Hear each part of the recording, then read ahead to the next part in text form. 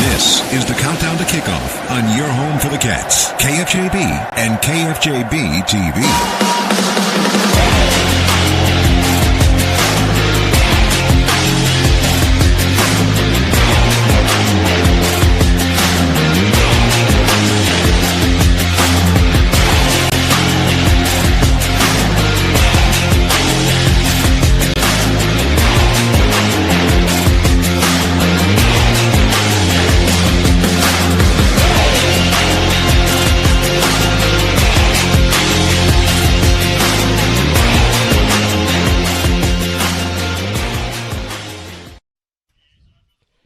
Welcome into the Countdown to Kickoff right here on News Talk 1230 KFJB AM 93.9 FM, as well as streaming at KFJB-TV. Whether it's on YouTube, hit the like and subscribe button, as well as Facebook, Twitter, and 1230KFJB.com.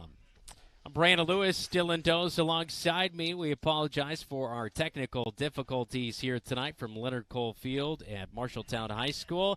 Coming up on the Countdown to Kickoff was a visit with Coach about this week number 2 matchup as they host Waterloo East. Meanwhile, last week it was week number 1 on the road at Ames. A loss, 33-17, a final score from that one as the Bobcats look to rebound here just like they did a year ago, Dylan, as they faced off against Waterloo East in week number 2. They got a big road victory last week. This year they'll try to do it at home here tonight. Yeah, I think that's the big deal. Last year, Bobcats offense was still sputtering a little bit, had a couple big plays, but really what did it for the Bobcats was the defensive side of the ball, causing turnovers. Keegan Gorsuch with a huge return for a touchdown. Sealed a very interesting weather night as we were kind of in that fog bowl up there in Waterloo. Yeah, we got off to that late start, but the Cats got off to a hot start. That was a big game for Nick Rebick. He had a touchdown return on a kickoff. Ran the ball pretty well. Malachi Holmes had a really good night. We won't see Malachi tonight, but of last year when he was in that game, he ran for 60 yards, 37 yards through the air. He did have a touchdown, which included an 86-yard touchdown run, so that was a highlight reel play for him last year. That's one thing that the Cats want to do here, and we alluded to it last night at Bobcat Live. Coach wants to get that ground game and make sure that it's dominant here tonight against Waterloo East. Yeah, and this is really the interesting thing. As the three backs start to meld, we were talking last night, Tate Ring might be the home run hitter of the three, while Nick Rebick is that workhorse, can catch the ball out of the backfield, does a really good job of running between the tackles and some speed. And then you have Ace Holmes, kind of the switch-up back coming from that wing back position. I really see with East giving up 300 yards on the ground last week to Waterloo West. I believe tonight might be where the Bobcats find their wheels in the backfield. We'll see if they do that here tonight. We are on the Countdown to Kickoff as we will visit with head coach coming up, and also our Cat Connection, all brought to you by Applebee's in Marshalltown. But next on the way, it's Dylan Doze's Scouting Report, all presented by Bruin Manufacturing. That's ahead right here on KFJB and KFJB-TV. Home is the one place where everything should be perfect, including your air. Capon & Brown helps you achieve the perfect air you deserve with reliable, groundbreaking, award-winning Lennox products. Call Capon & Brown to hear more about how they can help you feel healthier and happier in your home. It doesn't get any more perfect than that. Call them today at 641-753-3563 or visit them online at caponandbrowninc.com. Your local premier Lennox dealer, where quality has been a promise for 48 years. Named Marshalltown's best pizza, Zeno's is the place to get delicious homemade pizza from scratch that the whole family will love. For some, it's a family tradition, and Zeno's Pizza is all about old-school family-owned pizza making. Zeno's respects tradition so much that they have had the same thin crust pizza recipe for over 70 years. There are a couple of ways to get your Zeno's Pizza. You can dine in, order online for pickup, or call 641-752-1245. Zeno's Pizza, 109 East Main Street, downtown Marshalltown.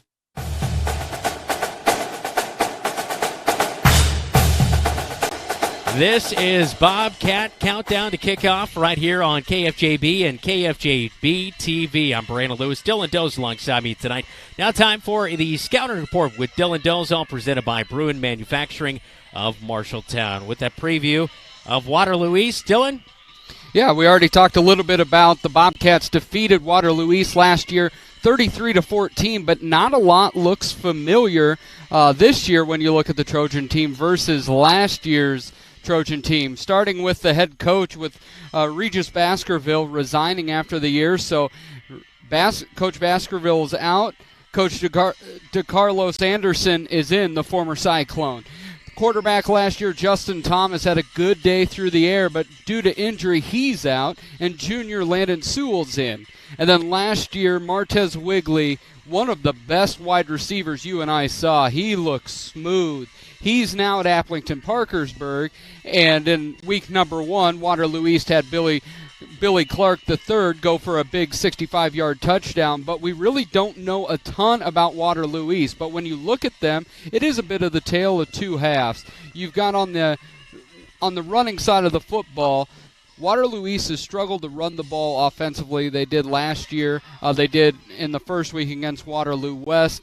And they've struggled to defend the run, giving up 300 yards to Waterloo West last week. And Marshalltown ran for about 200 last year. But in the air, they're going to throw it around. Much like Ames, they're going to throw it around. Landon Sewell threw it 30 times last week, completed 11, about 140 yards and a touchdown.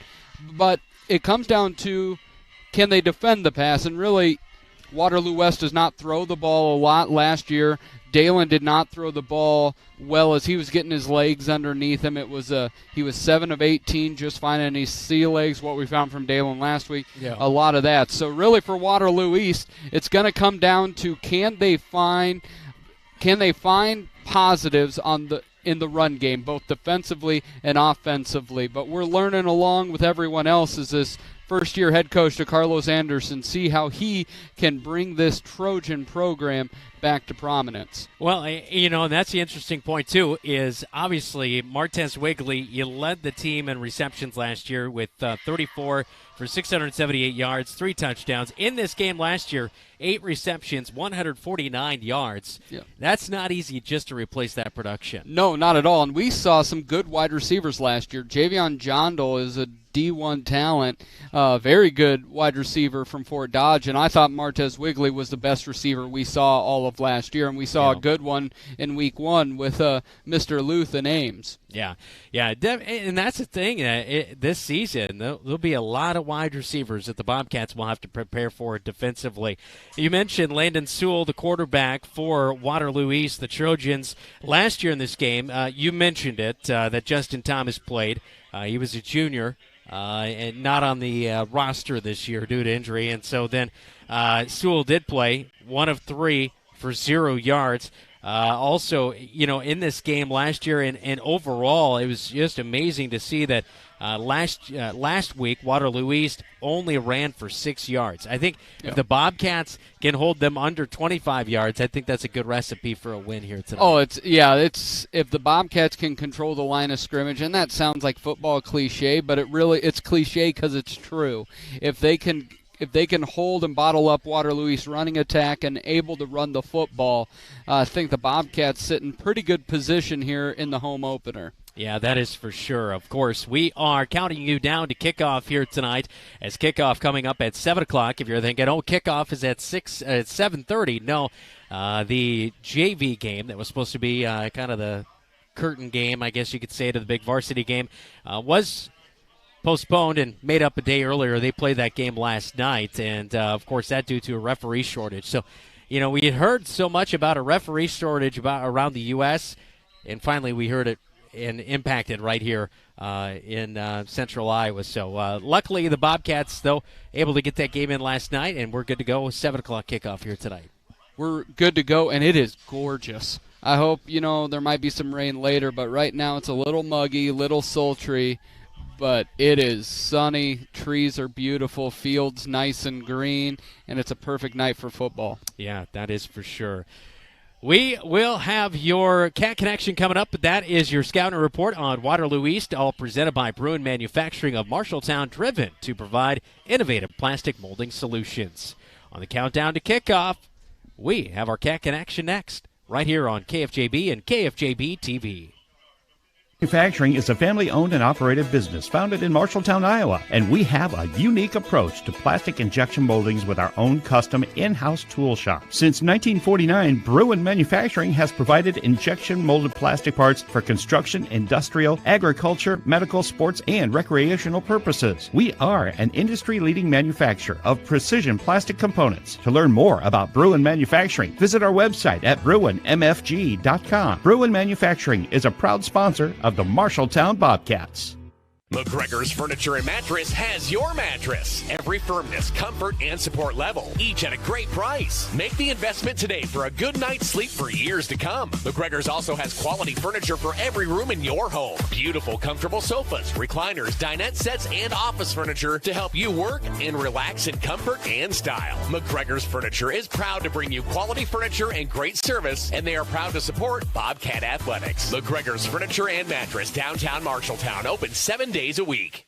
Back in on our Cat Connection here on KFJB-TV and streaming on YouTube, Twitter, Facebook, as well as 1230kfjb.com, our website. Great to have you tuned in for a Cat Connection, all brought to you by your Marshalltown Applebee's. Here with Ace Holmes. Yes, is Ace a nickname, or is that from maybe your grandpa or somebody? Or? It's a nickname, but it's from my dad. I go by Lil Ace, and his name is Big Ace. Okay, awesome. I wondered if that might be something. I love it because, Ace is the place, man. And that's where you were on Friday nights, especially on the defensive side of things. We really saw you trying to get there, get on the edge, make those plays. I mean, obviously, Ames was a tough attack because you had to plan for the offense, passing, but rushing as well, too, with Poe there as well. And you were getting all over the field and making plays. I guess, what do you kind of take away from that game at Ames that you were able to do well and you think you'll be able to improve on as you go throughout the season? What I better improve on would be like attacking the ball more or whatnot. If I'm around the ball, I need to get on the ball or whatnot. Mm-hmm.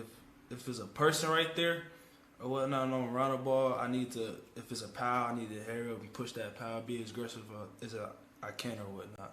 Stuff to that nature. Yeah, and in being aggressive, we saw that on your 3 receptions on the offensive side of things. We saw you with a little yak out there, getting those yards after the catch. Very physical mentality. That's the one thing I saw in the scrimmage. You weren't hesitant to go out there and make a hard hit and a hard play. You're kind of a thumper, aren't you? Yes, sir. I love contact. You don't shy away. When I see number 1, I know that he's going after the ball. That's for sure. Anybody inspire you in your football career? Biggest fighter, Ray Lewis. I used to love him.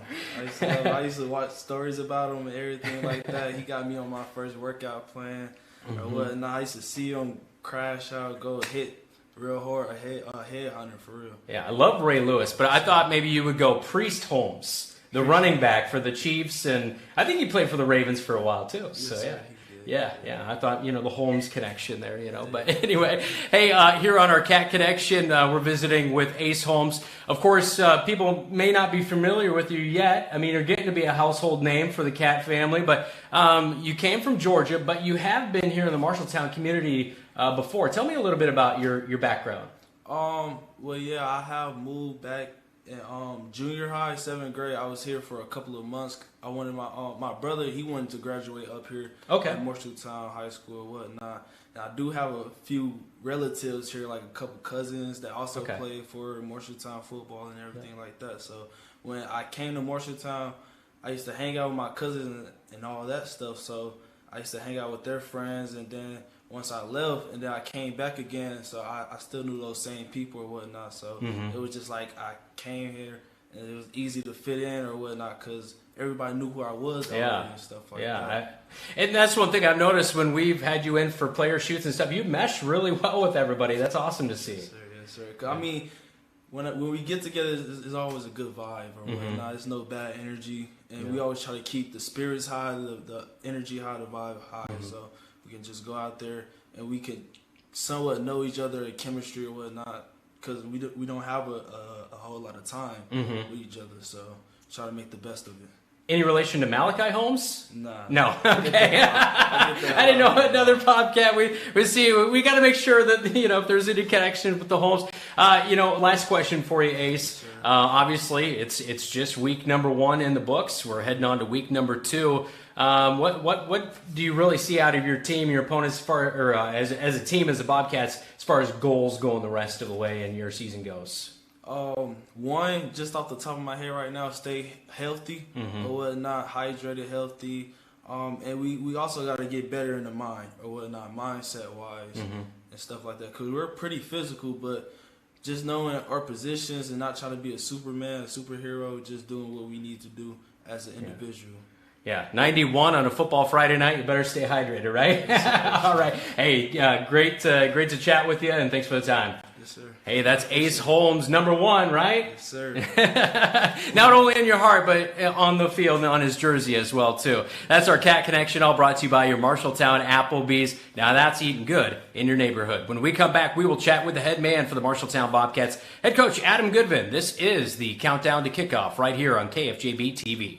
Applebee's Neighborhood Grill and Bar in Marshalltown offers a lively casual dining experience, combining simple, craveable American fare. Soups and salads, classic burgers and steaks, from the Whiskey Burger to the Bourbon Street Steak. Signature items like Fiesta Lime Chicken and Applebee's Riblets are favorites. Applebee's soups are amazing too. Tomato basil, chicken tortilla, and French onion. And oh, the salads. Now that's eating good in the neighborhood. Applebee's, 3101 South Center Street in Marshalltown. Applebee's proudly supports Marshalltown Bobcats student athletics. You should never have to wait after ordering new appliances. At Penn's Appliance, you wouldn't. With an incredible selection in stock and ready to install today. Our friendly team is here to help you pick the perfect set to match your style. And let our professional technicians install and set up your new appliances, often delivering the very next day. Stop in today, see all the new features, and find your new look at Penn's Appliance. For sales and service of everything appliance, go see the Pence team. Back in on the Countdown to Kickoff here on KFJB and KFJB-TV. Now joined by the head man for the Marshalltown Bobcats, head coach Adam Goodvin. Coach, week number 1, Ames on the road, Little Cyclones. Boy, that was, not only was it a humid night, it wasn't that hot, but it was just kind of a tough week 1. I know you guys had a few injuries, a few people cramping up in that game, but how are you sitting heading into week number 2 health-wise? We were beat up. It was week 1. We didn't have a lot of contact leading up to that, but it's the bumps and bruises that come with the game, and kids are starting to get used to that and understand what it feels like physically, and we're eager to get back out there. It always felt like during my playing days, of course not quite as prolific as you being a college athlete, but, those rivalry games, I was always more sore than just the normal games, and I think that's part of the one, that rivalry game right out of the gate. Yeah, it is. It's a hard-hitting game. Anytime you've got that rich history of competition in the past, and kids, they weren't around for a lot of it, but they understand it. They hear it from parents and community members, and it just means a little bit more. You've had time to probably kind of put week number 1 behind you and get ready for week number 2. But as you look at your team and kind of assess week number 1, things to build upon, what did you see that stood out from that Ames game that you really like going forward here? I liked our toughness. Like I said, last Friday night, we played a lot of guys both ways, and then even the guys that we were able to sub in, we all played hard, hit hard, and flew around with the football. It's just that one aspect we also talked about is the mental mistakes. Those have got to improve, and we put a big emphasis on that this week, and hopefully we see a difference. How do you kind of manage the just one game aspect, and know that, hey, you still got 8 more games to go out and get after the job? Because I know that sometimes if you're on a team, you may think, oh gosh, we lost the game, but really it's kind of big picture, right? It is, and every single year, naturally, you see such a huge difference between week 1 and week 2, and we don't want to just take that chance. We want to make sure we're identifying what we need fixed, and our kids truly understand that, and we're going out there on a mission with intention every single day, trying to get better and improve in all the areas. Yeah. Last year, you take what you saw last year and you move ahead into this year. We saw Niall Christensen make some good plays last year, but boy, on Friday night, that breakaway for a touchdown was impressive. Last year we saw Dalen improve all season long. He looked impressive last week. He threw for just over 200 yards, had a rushing and passing touchdown. So, I mean, there's a lot of things that you can feel really good about looking back. Yeah, and I remember telling you a couple weeks ago here when we were talking preseason stuff, we feel like we've got a lot of weapons, both sides of the football, but specifically offensively. We got a lot of guys that I still feel like we can get the ball in their hands and let them do some special things. So it's a good problem to have. It's just the challenge is determining how and when we want to get each guy the football. We saw Caleb Kusero get a carry. We saw Ace got a carry. Nick Rebick obviously got over 15 touches of the football. I'm trying to think, but I know there's at least a couple more guys. So is that kind of your approach? Is getting 4 or 5 guys in the mix to get some carries? Yeah, I think you're probably going to see some of those guys you named with some additional carries. Nick's a guy that's got to carry a heavy load, and I think we're able to take some of that load off of his shoulders. Here in the coming weeks and for the remainder of the season to hopefully keep him at full speed and playing, really well and up to his potential. So that's kind of where we're shooting for here. As we are now into the month of August, obviously you had a month to prepare and get ready for week number 1, but take me inside the mind of a coach. You spend all this time getting ready for the season, and then you have week 1, and then now you've got to get ready for week number 2, and you've only got 5 days or so to get ready. It's tough. You kind of forget about the grind, and it's like it's every day, and this week's flown by. It's unbelievable. Yeah. We're already here, and but you just got to keep reminding yourself, put that game away in the back of your head, and move on. We were on to Waterloo East film Saturday morning, so that is what it is, win or loss, and we're always at work. Yeah. We'll take a quick timeout. When we come back, we'll break down week number 2 with head coach Adam Goodvin here on your Countdown to Kickoff on KFJB and KFJB-TV. You're an empty nester closing in on that retirement property. Chances are your plans didn't include mom moving in, but life happens and you do the right thing. Wells Fargo Advisors can help. For more than 125 years, we've created wealth management and investment strategies aimed at achieving our clients' personal financial goals. When retirement means caring for yourself and a loved one, turn to Wells Fargo Advisors. Together, we'll go far. Wells Fargo Advisors is located at 14 East South Ridge Road in Marshalltown. Call them at 641-752-5401. They're a member SIPC.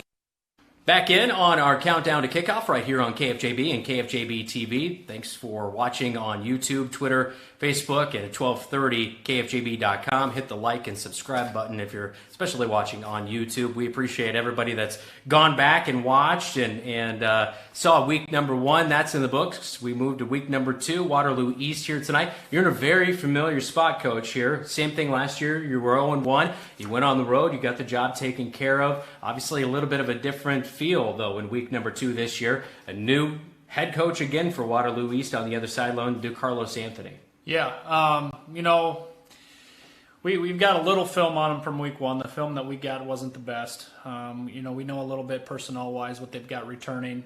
And what we do know for sure is they've got a good group of athletes. We know some of their basic schemes, and but at the end of the day, what's most important is that we're taking care of ourselves and taking care of our own business, and we're prepared to play a football game. Martez Wigley was a wide receiver for them last year. He, I believe, in this game led them in wide receivers. He's now at Applington Parkersburg, and so he's not even on the field. A little bit of turnovers, so a little bit unknown on tape, like you mentioned, and that kind of thing. How do you prepare for a team like that when you're kind of going in maybe a little bit blind? Yeah, I mean, when you watch film, you notice that there are some good athletes there, and then you look at stats, and it's like, oh, he only got 3 targets, or he only got 3 carries, but it's kind of a scary thing too. You don't ever really know what each of those kids can do each play, so as long as we're consistent with what we're trying to do on the defensive side of the football and trust in our keys, we should be fine. That was what I had noted to ask you next about the consistency aspect. They're going through another head coach. Meanwhile, you're in week number 2, but you've been here for 6 years now. How does that impact the players out on the field? I think we've got some really good athletes. The first thing that popped into my head was our secondary. A kid like Braden Weatherly. He's a 4-year guy and got a lot of playing time last year. And He made a couple mistakes last week, and he knows it, and he'll talk to you about it. And watching him improve just this week in practice has been remarkable. He's taken ownership of the mistakes that he made and making himself a better football player. And I'm just super excited to watch his growth this Friday, and the other kids as well. He's bringing a lot of other kids with him with that mature mindset. That's what we saw in the basketball court, and he's always been one of my favorite players to watch. I think we said it during the broadcast a couple times, like Bobcats kind of feel like you need to force a turnover, and then boom, he had 2 interceptions in the game last week. Yeah, that second one, I don't think there's in no world should the backside safety be coming around the back of the end zone and making that interception. But like I said, he's a smart kid, and he just read quarterback's eyes, and we happened to get him to throw it on his back foot, and there was Braden. This week, I noticed you are going to change up your defense a little bit, go to more of a 3-4. Is that matchup, or is that personnel kind of a decision on that side? A little bit of both. Bit of both. I think number one's probably personnel. We can get some of our bigger guys a longer rest and rotate, along the defensive line there. And then it gives us an additional linebacker on the field as well. So, a solid athlete that's a good tackler as well. Yeah, and you'll mix in number 13, Loney, into that extra linebacker spot. Yep. Drew will play linebacker for us, and with those 4 guys out there, and then we feel pretty confident in the next 2 or 3 that we can bring in to give some of those linebackers a break as well. Of course, we're breaking down. It's Waterloo East here tonight on KFJB and KFJB-TV. Coach, I ask you every week, what's your key to victory here tonight? It's going to be improving our mistakes and eliminating them, the mental mistakes. We're too smart of a football team to make the mistakes that we made last week, and looking for us to play another tough physical football game and eliminate those. Yeah. Sounds good. Good luck tonight. Thank you. Appreciate it. All right. That's head coach Adam Goodvin with our countdown to kickoff, our coach's pregame interview right here on KFJB and KFJB-TV. Why choose Marshalltown Community College for your education? A quality education. Hands-on career training. Convenient on-campus living. One-on-one attention from my instructors. Earning my AA degree and transferring to university, all while saving money. Why was MCC the right choice for me? The great student activities and the friends I met. 2 convenient locations and the option to take online classes. The right choice is MCC.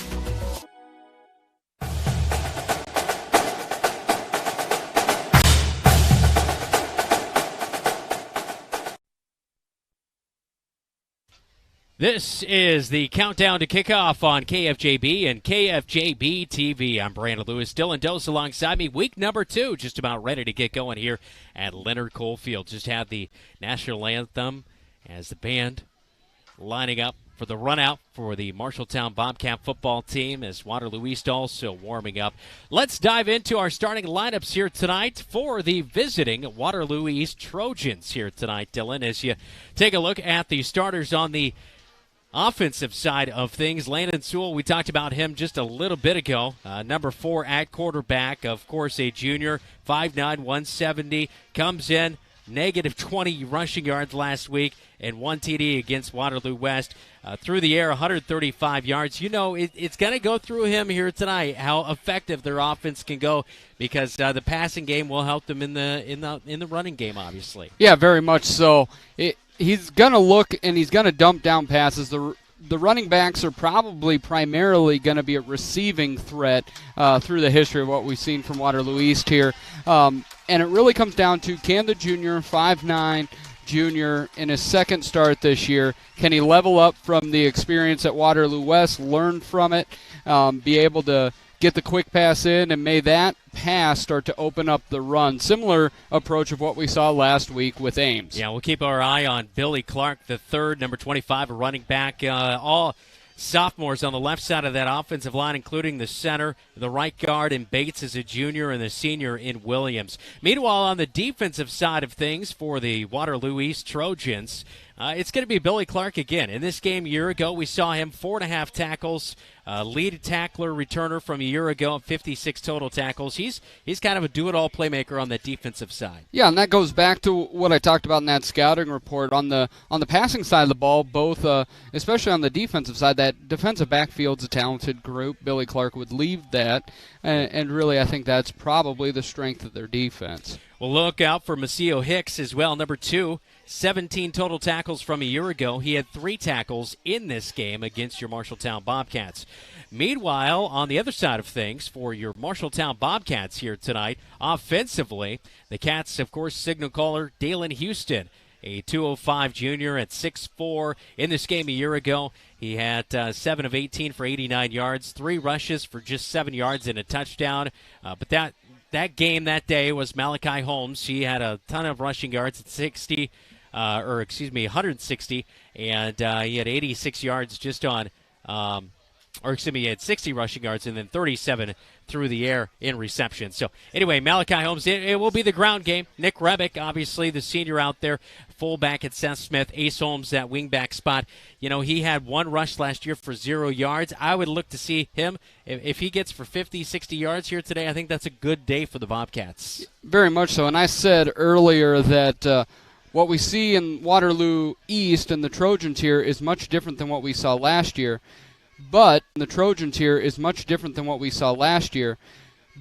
if we look here for the Bobcats, it's a much different team as well. Malachi is not playing tonight. Sadly, Niall Christensen, after the injury at Ames, will not be playing tonight. So the Bobcats are looking at some new faces. What can Ace Holmes bring? What can Tate Ring bring? We know what Nick Rebick can bring. And can Dalen continue his progression to becoming one of the best signal callers in the state of Iowa? And on the defensive side of things for your Marshalltown Bobcats, of course, it all centers around the linebackers. Seth Smith, an outside strong linebacker. Drew Loney at the other linebacker. We talked about it briefly, but Bobcats will go in a 3-4 defense here tonight. Ace Holmes and Nick Rebick right there in the middle. Those are the go-to guys. Yeah, those 4, that's going to be everything. If it comes down to a lot of dump-down passes to the running back, that's going to put a lot of pressure as we play at 3-4 again, but that's going to put a lot of pressure on Loney, on Smith, and for Holmes and Rebick to be able to read and react. Kickoff is next right here on KFJB and KFJB-TV. Trilogy Embers, independent living for active seniors. This is your invitation. Hi, this is Lindsay, Director of the Embers Retirement Community, inviting you to tour the Embers. While you are here, I'll show you the studio, 1 and 2 bedroom apartments, and all of our amenities. We will socially distance for your safety, and I'll show and share with you all the Embers has to offer. Call me to schedule a tour at 641-754-7000. Embers Retirement Community, 1211 West State Street in Marshalltown. Back at Leonard Cole Field on KFJB and KFJB-TV. Just about ready for kickoff here tonight as the Marshalltown Bobcats will receive against Waterloo East. Both teams 0-1 heading into week number 2. Of course, last year in this game, it was 33-14 the final score as the Marshalltown Bobcats took care of business.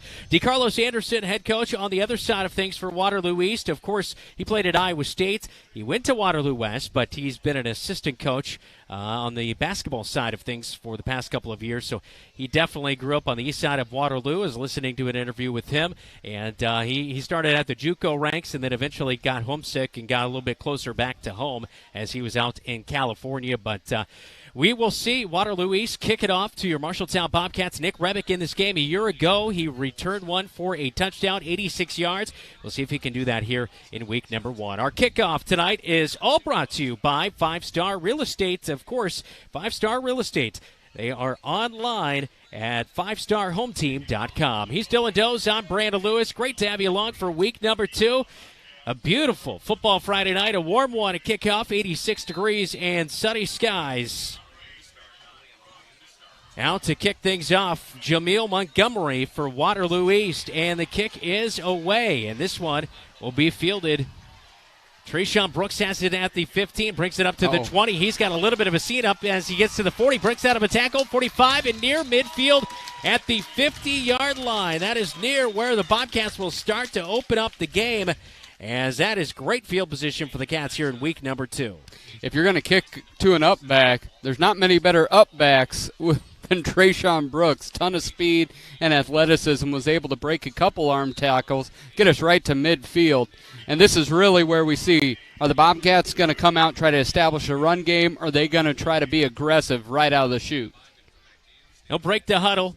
Coming to the near side, James Reed, he's split out, as well as Corey Smith. We talked about it, not starting here tonight. Niall Christensen, who had a great game last week, who had 4 receptions, 72 yards, and a touchdown. One was 46 yards. Set up in the pistol formation now, kind of slide into the shotgun formation. 2 wide receivers to the near side, and we see a time and a delay of the game. On the opening play of the game, you get the ball in midfield, and the offense did not really know. That's something you probably script all week long till in that first play, but unfortunately a little bit of a miscommunication, and it results in a 5-yard loss. Not how you like to open up the game. No, you now put yourself at a 1st and 15 situation. Behind the sticks already, but you pick up 7-8 yards here on this first down. We're back in business.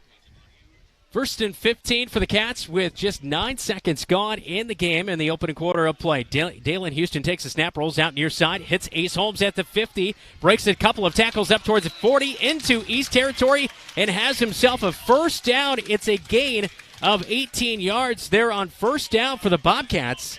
And 1st and 15 for the first down. That's what you like to see bouncing back from that penalty, Dylan. That's fantastic. 2 things I really liked on that play. Dalen's ankle's definitely more heavily taped than it was last week after twisting it a couple times. So it was nice to see him roll out immediately, testing that ankle. Ankle looked good. Then you get it to Ace Holmes. We talked about it. That dude's a bowling ball in cleats, just knocking guys over and getting 18 yards. 3 wide receivers sat out of the shotgun for Dalen Houston.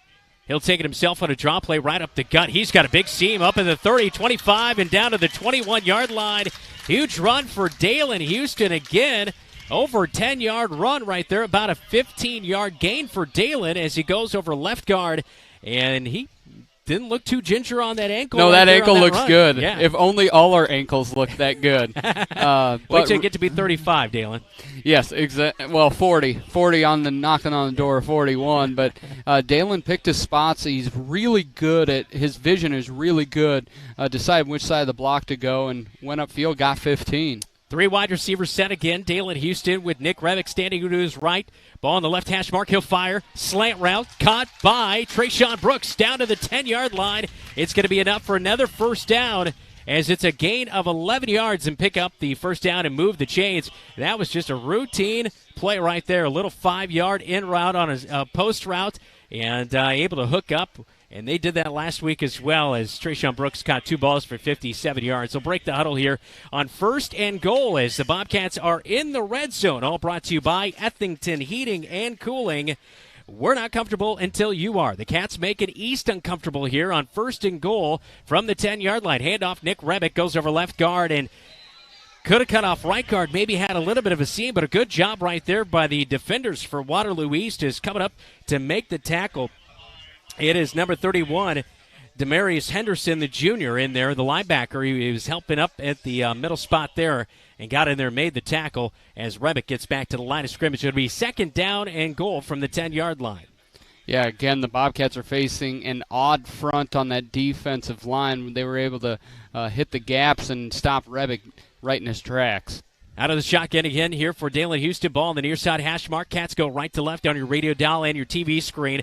Dalen with a little bit of a slow throw there. It was enough to get the defensive line able to jump up and deflect that ball. I think it might have been Harris Beasley. It was Ahad Muhammad. Okay, Ahad Muhammad. And he's out of the end spot, kind of that linebacker spot off the edge there.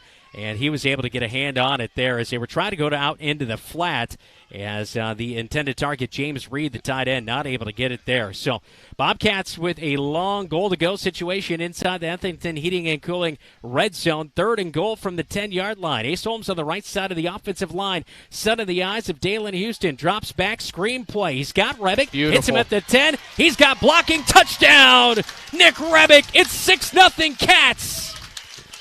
They always say if it's that easy to get to the quarterback, you know something's wrong. As the Bobcat line just let the East defensive line come at him, and Dalen just dropped one over their head, and then Nick Lucas helped lead the way for Nick Rebick behind 5 Bobcat blockers, waltzing into the end zone.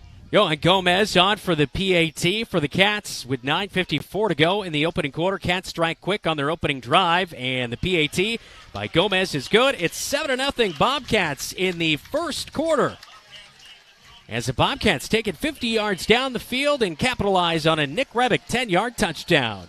This is Bobcat football on KFJB and KFJB-TV.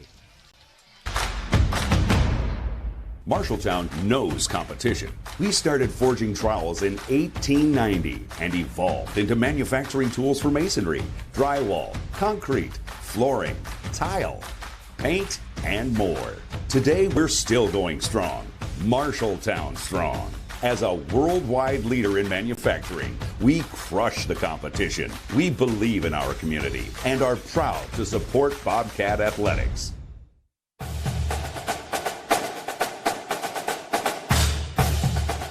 Bobcats go quickly down the field. A great return off the kickoff by number 8, Trayshawn Brooks for the Marshalltown Bobcats. Got them at midfield, and the Bobcats went down the field easily as Dalen Houston helps put a drive together that ended in a 10-yard reception for Nick Rebick.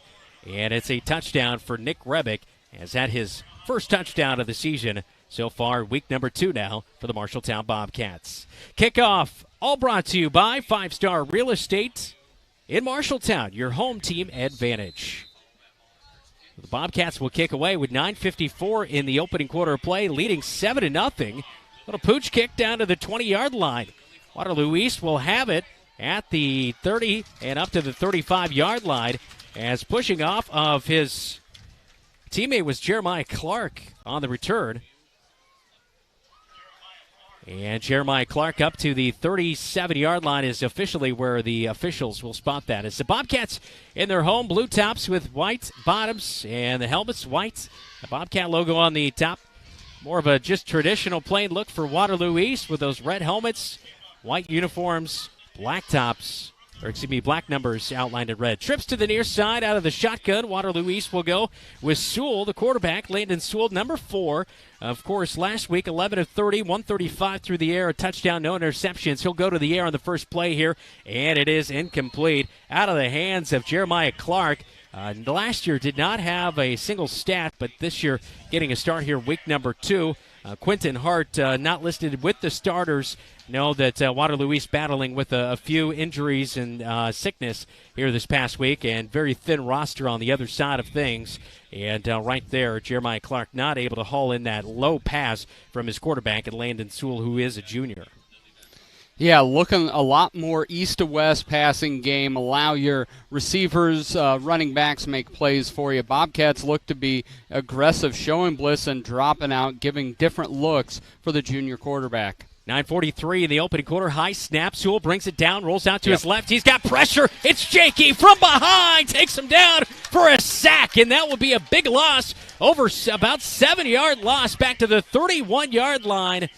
As that is a huge play for Clay Jakey. Meet me at the quarterback. He's getting a big high five from his big boy Quanyan Kwani down there in the middle, who probably helped create some of that pressure down there for the Cats. Very much so, and really as Ace Holmes blitzed, both Bates and Williams had to pick up one. They picked up the blitzer, and that allowed Jakey to stunt inside and have free reign at Landon Sewell. Sewell will face a long third down situation, 3rd and 16 for East. Out of the shotgun. They'll drop back. Jakey's after him again. Quanyan gets him. I think Quanyan got a face mask, though, unfortunately, on the play. Cats do get the sack coming in there. Jakey ended up finishing it off, as well as Drew Loney. But Quanyan put his big paws out there, and I think it's going to be a face mask penalty, and yeah, it is. And it will be an automatic first down for Waterloo East on 3rd down and 16.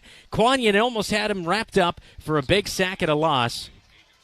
And actually, it's going to be holding. All right. So I thought the flag flew immediately as big old number 74 put his paws out there. And the way the quarterback Sewell went around, Dylan, I thought it was face mask. He caught him on the top of the helmet, but I thought I saw one of the I think might have been the back judge or the umpire. I thought he motioned face mask, but when the call came down, it was holding on the Trojans. Bobcats looking to see if they can put another quick score up. So the drive goes nowhere as they start at the 37-yard line on their own side of things, and a holding call was declined, and now we see a delay of the game called on Waterloo East with 8:25 to go in the opening quarter, and it's 7-0. Your Marshalltown Bobcats on top with a Nick Rebick 10-yard reception from his quarterback in Dalen Houston. So delay of the game backs him up another 5 yards. It's 4th and 24. And the Bobcats will see out to punt Jameel Montgomery. And Montgomery has a little bit of a pooch punt. And it hits at the 40 and goes backwards in Bobcat favor back inside. And that gets back to the original line of scrimmage for Waterloo East. So, unfortunately, only about a 14-yard punt right there. It is a net of maybe about 1 yard from the original line of scrimmage. They'll mark it up at the 38-yard line. But great field position for the Bobcats, which the offense looked in full speed ahead on their opening drive of the game when they got the kickoff return up to the 50 and took it right down the field for a 10-yard Nick Rebick touchdown. Yeah, you cannot script better field position. Bobcats were mixing in a little bit of run, but a lot of short passing game crossing patterns. I anticipate Coach Goodvin remaining aggressive here in his play calling. Bobcats took the ball to begin the game. Now they're going to hand off, and here's a good run as getting outside is Tate Ring as he'll get down inside the 30. It's going to be a nice run of 8 yards for Ring on first down. So Tate Ring, number 5, getting the carry for the Marshalltown Bobcats on first down to bring up a short 2nd down and 2. As the ball is resting on the near side hash mark, going right to left on your radio dial and on your TV screen. Appreciate you watching on YouTube.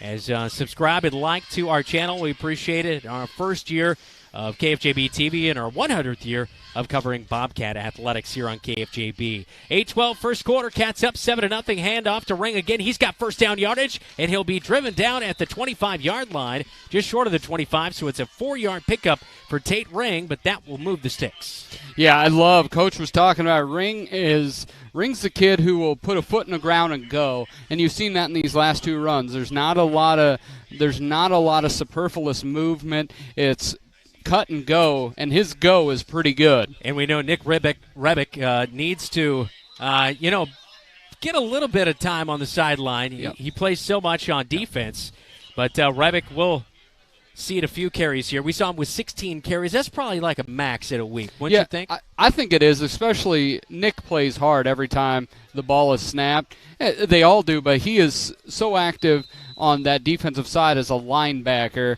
that you can't have him just toting the rock every single time, and the fact that there's talented kids in that backfield with him. Snap will come on first down and 10 as the Bobcats get into Trayshawn Brooks. It's almost picked off. A huge play jumping was Jeremiah Clark, the sophomore. He almost picked off the ball. It was almost a touchdown to Trayshawn Brooks on the near side pylon, but that ball floated a little bit too long, and boy, the long, lanky arms of Jeremiah Clark almost got the interception on 1st and 10 as the Bobcats went for the end zone from 26 yards out. Love the play call. Clark is that big 6'3" cornerback. That's a super big cornerback. And Dalen, if he would have put just a little bit more air under it, it'd probably been 6. Slightly underthrew Trayshawn Brooks, but I'd love to go back to that because Brooks was wide open. Snap will come. Houston, hands off, and Ring will go off the right side, off the right guard between there and tackle. And he'll be dropped down after a gain of just a couple of yards, bringing up a long 3rd down and 8 for the Bobcats. So the ball resting near the middle of the field at the 24-yard line and going in with 7:16 and counting here in the opening quarter of play. Bobcats on top 7-0. Yeah, Bobcats mixing it up. It seems like this is kind of Ring's series. So far early, Rebick got the first series. Looks like Ring has the second series. And Bobcats now have Trayshawn Brooks one-on-one on the top side with the 5-7 corner. I'd love to see what we can do up there. Out of the pistol, they'll come near side with Ring around left tackle. He tries to get outside, but he's tackled from behind. He'll get to the 20, which means he'll pick up 4 yards, but still be another nearly 4 yards short. On 3rd and 8, they get half the yards, and it must be 4-down territory because it looks like the Bobcats going to bring the offense to stay out on the field on 4th down and 4. Yeah, that play call really pointed to, hey, can we cut this down to a manageable distance where pass and run can be an option here on 4th down. Really like what we see from Ring. Ring gets a spell as Rebick comes in. Brooks to the far side of the field, split out. Corey Smith to the near side. Rebick the deep back out of the pistol for Dalen Houston. He'll fake a handoff, rolls out. He's got Ace in the flat. Ace tries to break a tackle, break 2 more, can't get it. Looks like he's going to get 3 yards. He needed 4 to pick up the first down, and it will be a turnover on downs for the Bobcats in their own end of the field as they were just about in the Ethington Heating and Cooling red zone right there. So a couple of players down and slow to get up. It's James Johnson, one of the interior defensive linemen for Waterloo East. But the Bobcats try for it on 4th and 4. They get 3, come up short, a turnover on downs on their second possession, still leading 7-0. Yeah, and that it's they went for the home run on 1st down and just came up short, and then just wasn't quite to get that breakaway. I like the idea they went back to kind of it would have been a wing-back screen, and they went there. So 7-0 is our score with 6:04 in the first quarter. We'll take a quick timeout. This is Bobcat Football on KFJB and KFJB-TV. It's time for a new ride or a new-to-you ride. Lennox Employees Credit Union is here to help with new and used vehicle loans. Rates are as low as 2.24% for up to 60 months for new vehicles and used vehicles for 48 months. Go to their website, lennoxecu.com, for further details and membership eligibility, or call the office to talk to a loan officer. Low auto loan rates from Lennox Employees Credit Union, 1004 East Main Street in Marshalltown. Member NCUA.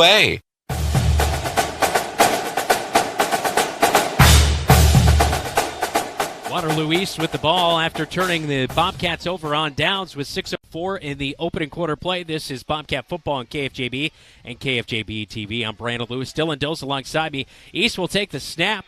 They've got pressure on the quarterback as he'll roll out. There goes Sewell over to the far sideline near the East bench and rolls out of bounds near 1st down territory. So the scramble pays off. Sewell was under pressure on the opening drive of the game, and right there he scrambles out, and he ends up picking up 1st down yardage. So it's a 12-yard gain for Sewell, the quarterback, and that will pick up the first down for East of the night. Yeah, definitely he was looking, got pressure again, nice pressure, but Sewell was able to get out of the backfield, look at big green open spaces, and pick up the 1st down. Yeah, that's for sure. We'll take a look at Dylan's key to the games coming up after this play with 5:56 in the opening quarter. Bobcats up 7-0. Pressure all over the line. Stack of the box are the Bobcat defense. Will hand off on a delay inside. Bobcats will tackle him in the backfield, and a nice play as coming up late is Loney as he cleaned it up, but getting in there quickly for the Bobcats. Ace Holmes made initial contact as well as getting in there and helping make the tackle for the Marshalltown Bobcats. I think it was maybe Braden Weatherly. Is that who might have been in on the near side? But maybe that was, I think it might have been Seth Smith in there as well to get the help out there. But anyway, great pursuit for the Bobcats. Your keys to the game here tonight, Dylan. Number one is build off of week 1, and really what I mean by that, I thought offensively there were moments where we were incredibly dynamic, and the first 2 drives we've seen glimpses of that. The second one is ball out in the backfields, is we've got to establish and be able to run the football. As a slip and an incomplete pass there, we've got to run the football, but also we have got to stop the run. We have got to limit the yardage that Waterloo East can pick up on the ground. But I also look at the defensive line. Can we get in the backfield, create pressure on the passer? Jakey already has a sack, and we pressured on numerous occasions. Then the third one is just be aggressive. I love the play call, Dalen going for the end zone. I'd love to see more and more aggression for the Bobcat, both on blitz calls and on going to Trayshawn Brooks deep. So the intended target on the play was Ja'Kai Parker, the sophomore, intended wideout. It was incomplete for him. Now they go upfield to the other guy in number 3, and Jameel Montgomery, the senior, makes the catch going out of bounds. That'll be a first down for Waterloo East on third bring up a first down and 10. That was second down, though, right there, as the first down play was incomplete. So a gain of nearly 13 yards as they hook up Sewell to the wide receiver and Jameel Montgomery. And that will move the Sticks up to the 43-yard line. And still on their own side of the field for East as they go left to right on your radio dial. As the ball on the far side hash mark. Far side of the field for Sewell. Takes a snap out of the shotgun. Jakey almost held from behind. Sewell runs out. He's going to be tackled out of bounds. Weatherly pushes him out of bounds there late as Clay Jakey from behind. He was trying to get to the quarterback but couldn't get to Sewell. He scrambled out of there. And David Santa Cruz was also in pursuit. And he is down on the field right now as he was trying to come from behind with 4:54 to go in the opening quarter. Bobcats leading 7-0. There is a timeout on the field. We'll take a timeout with them. It's 7-0 Bobcats over halfway through the first quarter right here on KFJB and KFJB-TV. Businesses are the backbone of our community. Marshalltown Area Chamber of Commerce reminds you that when you shop locally, you are benefiting members of our community and adding to our local community overall. You'll find local business owners are generally more knowledgeable, provide better service, and even know their customers by name. Marshalltown Area Chamber of Commerce exists to be an advocate for our business community. Membership in the Chamber benefits your business and adds to the strength of our advocacy efforts. For more information on shopping locally and Chamber membership, go to marshalltown.org.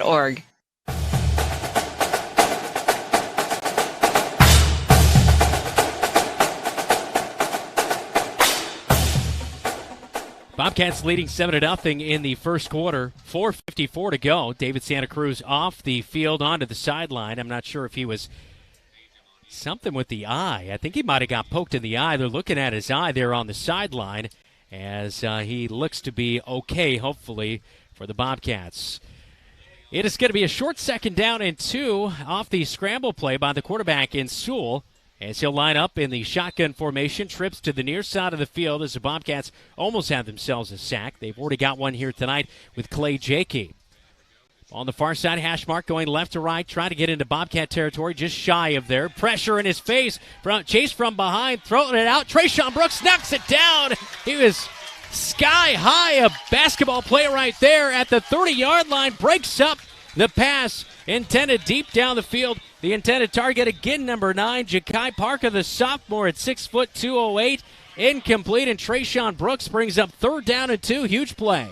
Yeah, Trayshawn Brooks has that incredible athletic ability. You definitely can tell he does play basketball. But as I look at him, what he can do on the offensive side and then in that defensive backfield, I think a lot of his skills are somewhat raw right now. But I really think by next year he's going to be one of the better cornerbacks in the Iowa Alliance Conference. Yeah, that is for sure. He is definitely a playmaker on the basketball court, on the football field. 3rd and 2. We'll see if the Bobcats can force a 4th down.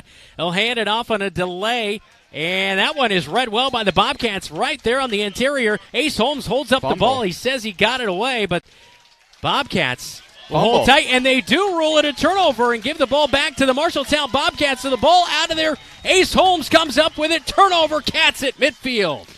That was fantastic. It looked like there was some commotion, but you didn't really see the ball come out. But what you see is Ace Holmes with another play. He's blitzed twice already, caused a ruckus in the backfield, allowed Jakey to get the sack. Now he comes away with a fumble recovery after East had moved the ball effectively. Now the Bobcats get the ball again in great field position. See if the Bobcats can capitalize with 6 on this drive. So the Bobcats will start 1 yard on their own side of the field at the 49-yard line. As they've had tremendous field position to start the night here tonight. Play clock at 2. The snap comes. Handoff to Rebick. No, Houston keeps it himself. Cuts out to the far side. At the hash marks, he'll high step at the 30. Down inside the 30 at the 25. He's finally brought down. Big run right there for Dalen Houston as he goes 28 yards for the first down. Huge play, Dalen.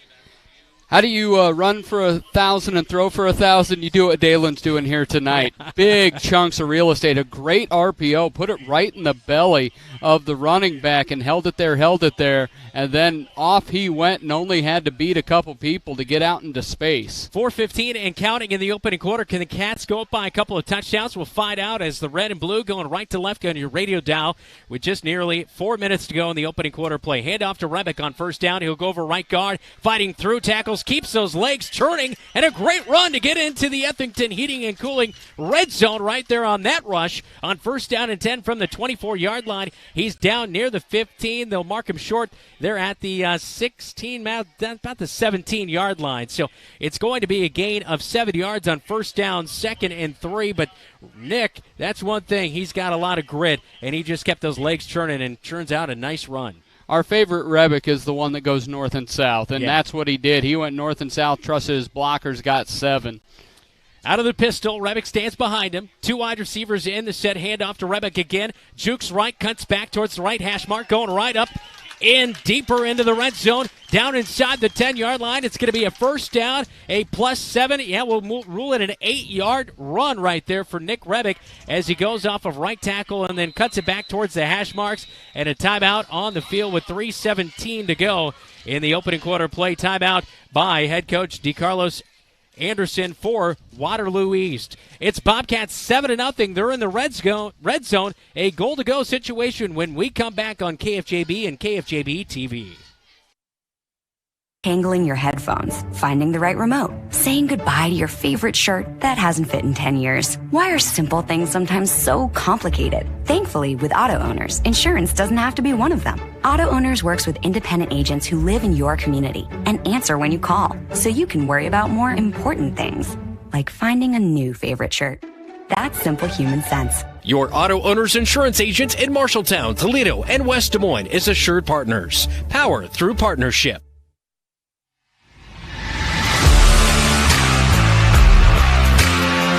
Bobcats leading 7-0. They keep matriculating the ball down the field. They started at their own 49-yard line. Dalen Houston putting together a really nice run as it was about a 27, 28-yard run. And then Nick Rebick has just piled his way into the Ethington Heating and Cooling red zone right here as the Bobcats have it first and goal at the 9-yard line going in.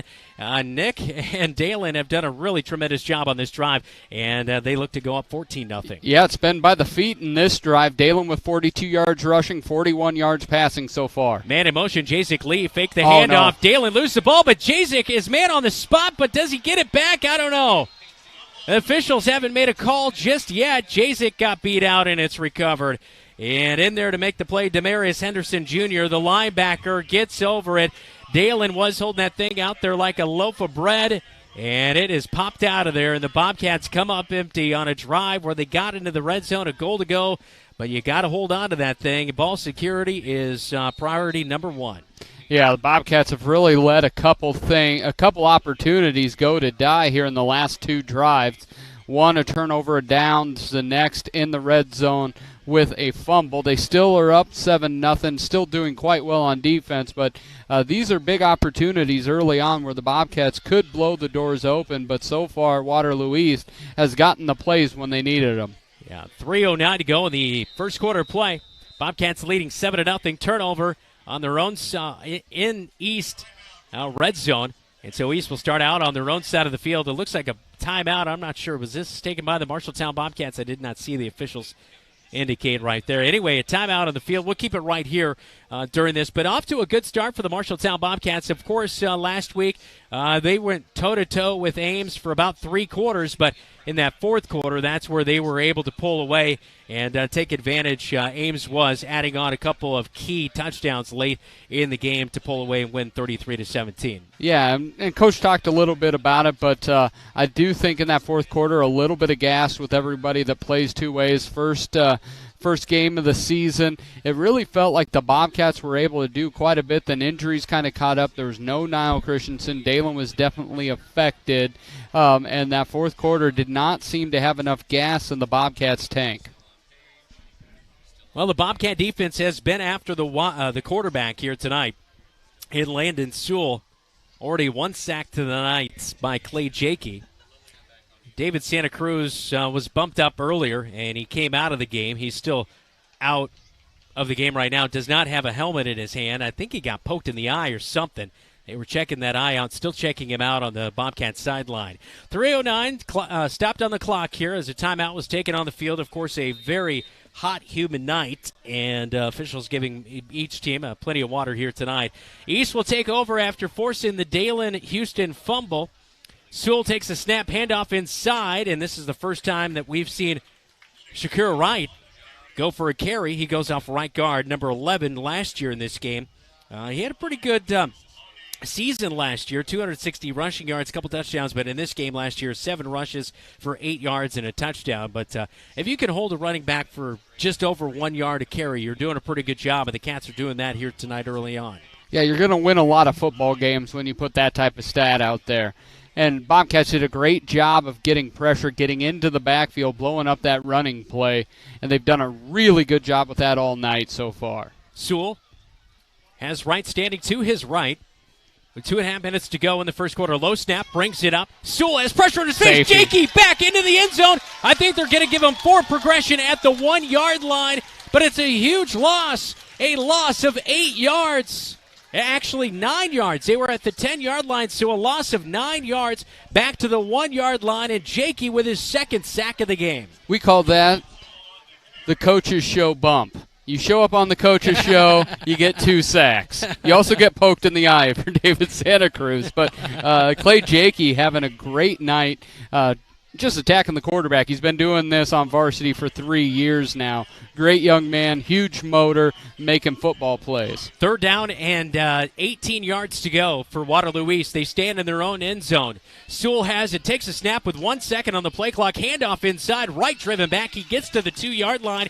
It'll be 4th down and 17, and they'll have to punt out of their own end zone here as the Bobcat defense has made up for what the offense has lacked here tonight. Couple sacks by Jakey, and right here they're going to force a tough situation with the punter. We know that the Bobcats are going to get great field position, but I would assume that the Bobcats are going to be throwing the kitchen sink at this play, trying to get a block of it, because definitely the drop back is not as deep, being right against the back line of the end zone. Bobcats are going to come after this. Jameel Montgomery back to punt. Ace Holmes gets a piece of it almost, but I think he just missed it. Trayshawn Brooks calls for the fair catch at the 33-yard line, and the Bobcats will be in East territory with 1 minute to go in the first quarter of play here at Leonard Coalfield. I'm Brandon Lewis. Dylan Dose alongside me here in week number 2. The Bobcats up 7-0. This could be a 14-0 game, but in their last drive, they turned it over with a Dalen-Houston fumble. I'm sure ball security was being preached there as the offense was on the sideline. Yeah, and this is what you don't want is, we have a turnover. Now we've got to crawl into a hole. We don't want to risk anything. I don't think the Bobcats will do that. I think they'll remain aggressive. The positive in this first quarter, we've had 3 great opportunities to score. Yeah, that's for sure. Plenty of opportunities early on here tonight. Shotgun for the Bobcats. Rebick stands to the right of Dalen. Ball in the middle of the field. Bobcats have 34 yards to go for a score. Already in East territory. Fake the handoff. Dalen keeps it on a keeper. Right back up the gut. Maybe should have given that one to Jazik Lee because he was eaten up, and the defense did a nice job to read Dalen-Houston as he gets back to the line of scrimmage. It'll bring up 2nd down and 10. Yeah, Waterloo East defensively have decided which hill they're going to die on, and they're going to bring pressure, and they're going to come to disrupt Dalen in that running game. Really comes down to, I think you're exactly right on that jet sweep action. Might have been better off to hand that to Jazik Lee. But really see the Bobcats have ran the ball quite a bit here in the last couple drives. 24 seconds to go in the first quarter. Bobcats in East territory leading 7-0. Out of the pistol, hands off to Rebick. Rebick goes off left tackle, puts a shoulder down. He'll get 1 yard. It will bring up 3rd down and 9 when we head to the second quarter.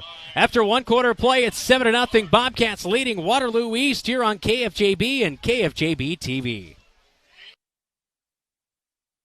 You help Marshalltown High School and enjoy a mouth-watering burger at the same time by ordering the Bobcat Burger at Legends American Grill. 2 quarter-pound patties with crisp bacon strips, sautéed onions, and melted American cheddar, jack, and Swiss cheeses on top of fresh shredded lettuce on a toasted bun. It's absolutely delicious. $1 from every Bobcat Burger sold is donated by Legends to Marshalltown High School activities. So, enjoy a Bobcat Burger and help MHS. The Bobcat Burger, another exclusive from Legends American Grill in Marshalltown.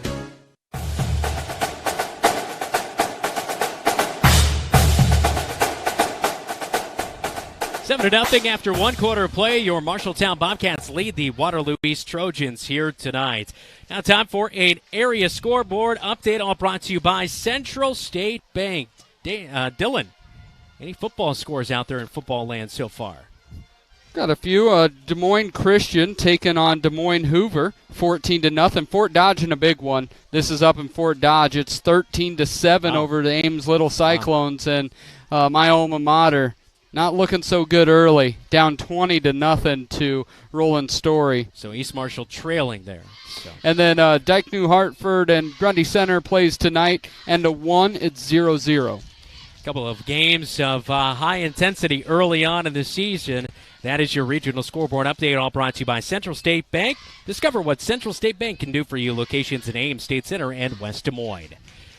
3rd down and 9 yards to go, for the Bobcats as they flip ends of the field. 3rd and 9.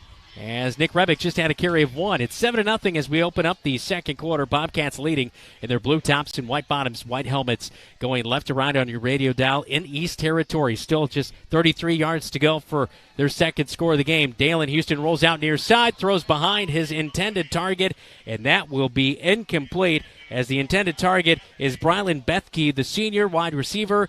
And that was a tough one to catch for the wide receiver. That one just too far behind him. It'll be incomplete. Brings up 4th and 9, and the Bobcats will keep the offense out there here on this 4th down. And 4th and situation here. Kind of, I don't know, definitely not really punting territory and too far for a field goal here. Yeah, and it looks like so far Dalen seems a little bit tight. He's thrown behind a couple receivers tonight. Hasn't been real crisp on the numbers, but assume we'll put it back in his hands, see if he can make a big play with his arm. 4th and 9 from the center of the field. He gets the defender to jump off sides, but the Bobcats didn't do anything with it. Play clock runs out. Flag flies. I think we're going to have delay of the game, and yeah, we will. And that must have been the plan all along, see if they could get East offside, and they will punt this one away then on the next play. So 4th and 9, Bobcats will punt this one away. Actually, no, the Bobcats got a timeout in, so they did grant a timeout. And so it will remain 4th and 9 as the Bobcats offense will stay on the field here in the second quarter with just 5 seconds gone. So Bobcats obviously right there, couldn't get the play off. I think they were trying to hard count it, but they didn't want to lose the yards here and see if they could kind of get some cues right there as to what the East defense was doing. Yeah, and I think they thought they had got the left end to jump. And that they were kind of pointing there thinking they were going to get the offsides call, but here we are. We have seen Dalen Pooch punt in the past because Dalen was the punter last year. We've seen him do that from the quarterback spot. Yep. So still an opportunity, but I would anticipate the Bobcats want to be aggressive, and they've flipped. So Trayshawn, they've got. He's on the far side of the field all by himself. They do have the safety. Jameel Montgomery kind of in the middle of the field, but we'll see whether they go in that one-on-one matchup. Out of the shotgun here, they give Brooks plenty of room on that far side of the field. Dalen Houston with Nick Rebick standing to his right. He takes a snap, looks right, keeps right, and it's tipped.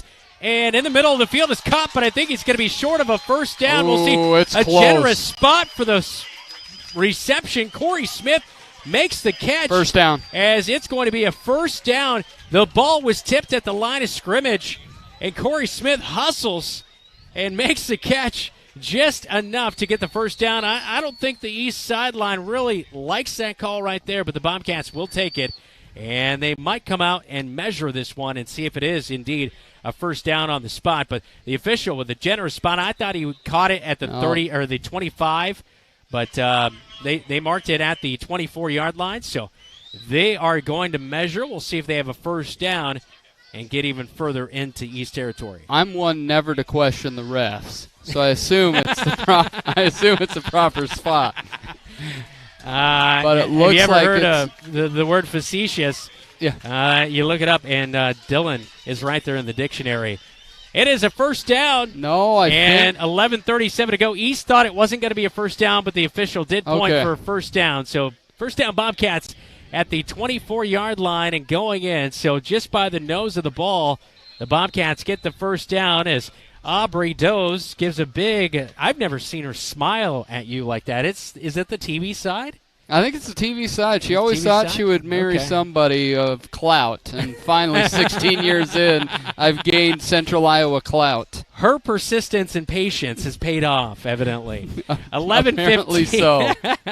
Ace slides to left side of line. Here we got another timeout, and a timeout by head coach Adam Goodvin. Did not like what he see. I just have noticed here tonight the Bobcats have been slow to get plays off. Yep.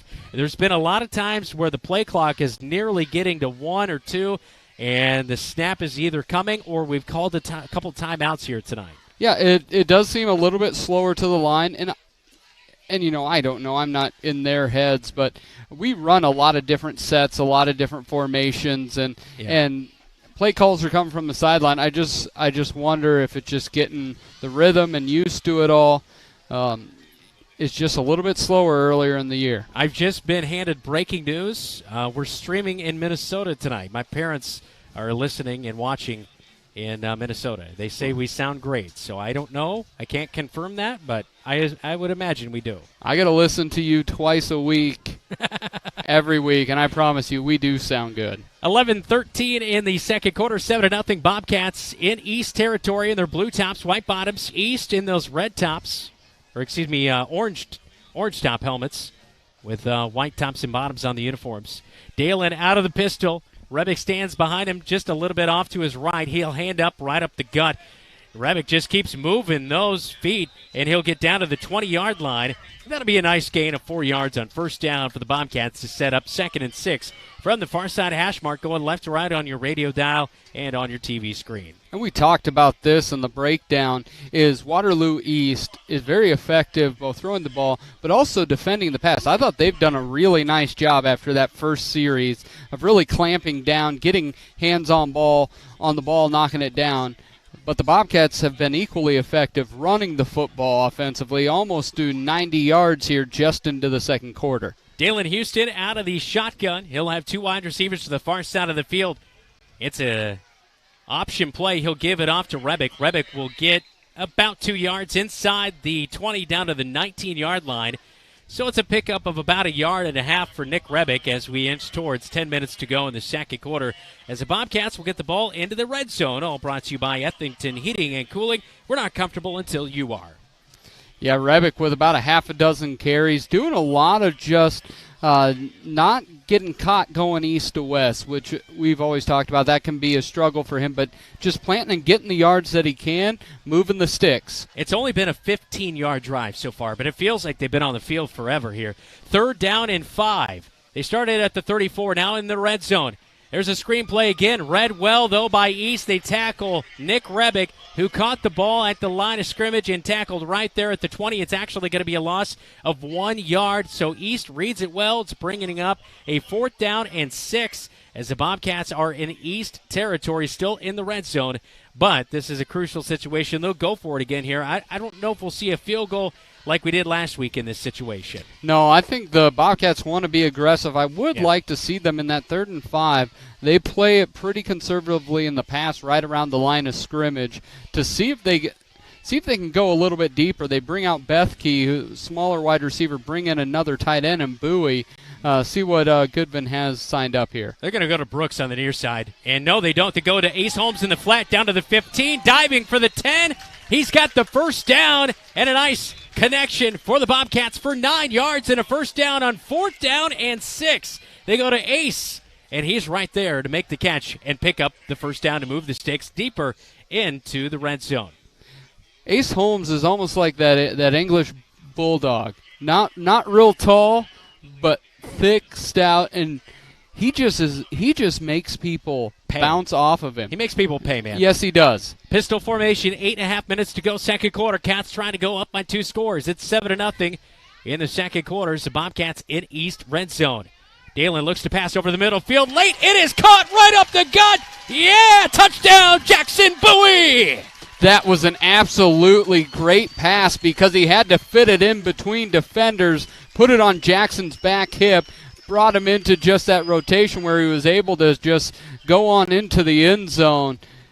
1-2, got 6. What a great pass by Dalen. Just right over the middle and got 6. Bobcats execute, getting a couple big fourth down plays en route to getting the 6. An 11-yard touchdown strike from Dalen Houston to Jackson Bowie. Yohan Gomez with the PAT. It's 14-0 Cats as they strike inside the red zone for another touchdown. It's Dalen Houston's second passing touchdown of the night with 8:24. It's 14-0 Bobcats on top of the Trojans on KFJB and KFJB-TV. Since 1967, Jensen Ford Lincoln has served generations of families around central Iowa. Quality vehicles, professional service, knowledge of our product, that's a part of Jensen. But what's more important to us is a trust that is passed down from every generation. Jensen Ford Lincoln wants to serve your family. We want to be there for your first car, we want to be there for your family SUV, and we want to see you drive away in the Mustang you always dreamed of. At Jensen, we want to be here for you now and every mile along the way.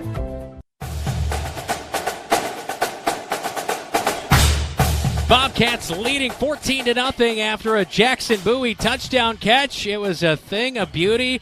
Just a little seam route right up the gut, and Dalen put it right on the money. 8:24 to go, second quarter kickoff, all brought to you by 5-Star Real Estate Group in Marshalltown, your home team advantage. Bobcats will kick it away to Waterloo East, and this one will be fielded back at the 10-yard line. They'll bring it up, now reverse over to the far side of the field. They've got a good return put on here, and this one will get all the way back up over the 40, and they'll break it back out towards the, let's see, just over the 40-yard line as Devarian Clark, the return man on the far side of the field, he worked it. And so the officials all over the place with the ball, but 42-yard line. Okay, all right, here we go. There we go. A little line dance broke out there with the officials. Is that the electric slide? I had to take line dancing like in some would call PE, it the zebra slide, but, and I absolutely hated it at all times. PE is for sports. I like line dancing in middle school for a little while. 8:15 in the second quarter. Bobcats up now 14-0. As East will go back to the air on their first down play as they start out at the 42-yard line on their own side of things. And they pass right over the middle of the field. And coming up with the catch, it'll be the wide receiver, Muhammad. Muhammad, number 23, one reception last week, 16 yards against Waterloo West. So Muhammad picks up 4. It'll bring up second down and 6. As I think that's probably the key here tonight for East, is Sewell's got to have really quick passes because he's been under a lot of pressure here tonight. Yeah, you got to get the ball out quickly. Running has not been effective. Get those quick little screen passes, 5-yard outs. There's a deep pass, and boy, that's a good ball from Sewell down to the 30-yard line. They were trying to go for a nearly 30-yard connection, but it's out of the hands and off the fingertips of Jameel Montgomery. That was a great pass by Sewell, but just a little bit too far for him to bring in. It'll bring up third down and 6. That was a great play call and shows that our analysis of quick passes wasn't very accurate because they had the corner on his hip and the safety had bitten down underneath, and it was wide open there for him and couldn't haul it in. 7:32 in the second quarter, third down and 6. East breaks the huddle with 3 wide receiver to the near side. Sewell will be in the deep back. Devarian Clark is the running back. Pressure all the way. Screen to Clark. Catches it in the backfield. He's got first down yardage. Puts a head down. He's over the 40, down to the 35-yard line, and a first down as at the 36 is where it officially be spotted with 7:23 in the second quarter, and now they move it up to the 35-yard line. But a huge catch, and Clark, just a bowling ball out there on the far side of the field, put the shoulder down at the first down sticks and picks up another 10 yards. He is a big boy and a tough one to bring down right there. It was a great play recognition because Seth Smith was blitzing from that top side, so they just threw it right over the blitzing linebacker and got him out open in space and was able to pick up the first down while dragging a couple Bobcats along with him. At least about a 20-yard run right there. And they're going to take a deep shot, but the ball comes out late. The fumble, they're going to mark it down on the field, and East will come up with the football, but it's going to be a loss of nearly 9 yards. That one was just an awkward-looking play. It looked like they were trying to pass it, and Sewell just had the ball slip out of his hand, and East does scramble on it. It is going to be a loss of exactly 10 yards back to the 45-yard line. So second down and 20 for East with under 7 minutes to go in the second quarter, trailing 14-0 to Marshalltown. Yeah, Jakey was back there creating havoc. Even if he didn't cause it, he's around it, always making plays. And really for the Bobcats now, Sewell's had a pretty good night, almost thrown for 50 yards, but Waterloo East cannot run the football here tonight in Marshalltown. And Jeremiah Clark has done this a couple times tonight where he'll set up and not really look at the official, and then he'll get set and then look back at the official and see if he's onside. And there, the official must have warned him already, because as soon as he did it, the official threw the flag, and that'll be an illegal formation, and this will back him up another 5 yards back to the 50-yard line for East. So, boy, that's shooting yourself in the foot on this drive right here. They had things going for them. Yeah, second game in Coach Anderson's tenure, and you're just working out some things, trying to get everybody on the same page. Devarian Clark, the back, he goes out to the flat. Jakey almost got the sack against Sewell. Sewell breaks a couple of tackles, and we'll get back to the original line of scrimmage up at the 35-yard line. So he gains back the penalty yards that they lost. It will be a rush of 15 yards, and it will bring up third down and 10. So Sewell with a big run right there. I thought Jakey was going to have him, but Sewell put together a nice run and gets critical yards right there for East. He came up just short, so it's going to be actually third down and 12, but still, nevertheless, a good 13-yard run to get back a lot of that yardage they lost. For a guy who ran for negative 20 yards, he sure has pretty good feet. Yeah. Though on that far side, the first time I ever saw the guy holding the yardstick when Sewell was already bumbling, hit him, the yardstick guy just laid him out. Sewell drops back to pass over the middle of the field, high for his intended target. I think he had him on the read for Jameel Montgomery, as Weatherly on the coverage wasn't quite there tight enough to break that one away. So that's good that throw was high, or else that might have been a good catch for a first down on fourth down and 12. Now it brings up on the incompletion with the Bobcats leading 14-0 second quarter with 6:15 to go before halftime. Yeah, we see on that outside cornerback, they're playing a lot of the outside position. Interestingly enough, usually you would want to be on that underside of that, push them to the out of bounds, but cornerbacks are playing the top side of the receivers. East will go for it on fourth down. Sewell on a screen play to Clark. He'll feed it out. Clark's going to try to work his way back towards the middle of the field. He's going to be close, but not enough, as they get back a lot of the yardage they needed, but he'll come up 4 yards short as he gets 8 on fourth down and 12. Not enough. Turnover on downs back at the 29-yard line. So the defense does it again. That's the second time that there's been a turnover forced by the Marshalltown Bobcats here, and this time a turnover on downs. Yeah, Bobcats defense is playing really well. We talked about, balling out in the backfield. Defensive backs are doing well enough, and the defensive line is kind of controlling that line of scrimmage. Really, for the Bobcats, looking in 6 minutes to go here in the second quarter to see if offensively they can continue to move the football. So 14-0 the score, 6:02. It's hard to believe starting at their own 29-yard line. Most people would say this is pretty decent starting field position, but this is the worst starting position of the night for the Marshalltown Bobcats. Here at Leon Cole Field, we only start in opponent's territory. That's how we like to play football. 6:02 to go in the second quarter. 14-0. He's Dylan Dose. I'm Brandon Lewis. Great to have you tuned in to KFJB-TV. Whether you're watching on YouTube, subscribe, hit the like button. We appreciate that, as well as Facebook, Twitter, 1230kfjb.com.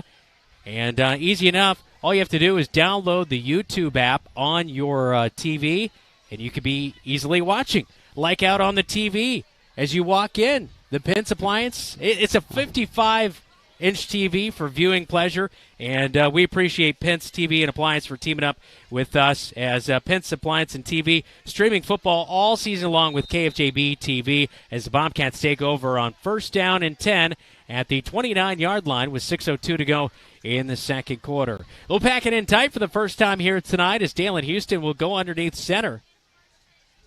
And they're going to hand it off to Ring. Ring will try to get outside right tackle, but it's read well by East. He'll get up to the 30-yard line. A gain of 1 by Ring. It'll bring up 2nd down and 9. But anyway, back to out here, we've got the 55-inch Samsung Smart TV. It's one of those Google platform TVs. And, of course, you can watch KFJB-TV all season long at 1230kfjb.com. Facebook, Twitter. Also, download that YouTube app on your smart TV. Just subscribe for free to the KFJB TV channel. Plus, for our viewers, upgrade your TV with a new 55-inch Samsung Smart TV from Pence Appliance and TV. Just head to 1230kfjb.com to sign up and win the TV out on display here at Leonard Cole Field at Marshalltown High School. Dalen Houston drops back to pass. No. He's got pressure. They'll bring him down at the 20. Ball pops out late, but he was down. And that will be a loss of 9 yards for Dalen Houston, bringing up a long 3rd down situation with the clock counting with right around 5 minutes to go here in the second quarter of play. So long 3rd down coming up. Yeah, it was just pressure on that outside. It was that fake jet sweep action, and then it kind of took a while. Dalen didn't have anybody in his first read. It was long developing, and then he just ended up turning back into the pressure, and he was met with the mask of the defensive end right in his grill and brought down for a 9-yard loss. Trips to the near side, one to the far side of the field. That's Trayshawn Brooks. Dalen Houston out of the shotgun with Ring to his right. It's a counter play. They'll hand it off to Ring. He's got big yardage, but not enough to get a first down as it's a nice run up to the 30-yard line. It'll be a run of 12 yards for the Bobcats on 3rd down. It'll bring up 4th down, though, and 9 yards to go. And here comes the special teams unit as Johan Gomez will come out.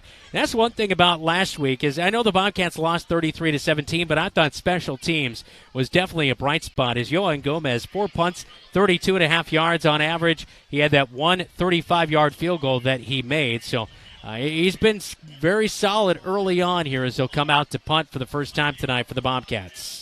Yeah, very much so. Looking at Johan punting in pregame, he was big, booming spiral punts, 45 yards a pop, and gets it blocked. Blocked, and East will pick it up inside the red zone with 3:39 before halftime. 14-0, I know it's the score, but things have been a little bit sloppy here tonight in all aspects. Offense, defense, maybe not defense, but offense and special teams now, unfortunately. Well, yeah, we've had innumerable opportunities. This could be a 28-0 game, but also in the last couple, there's been opportunities for East to make plays. This could be a 14-14 game if a couple passes would have been brought in.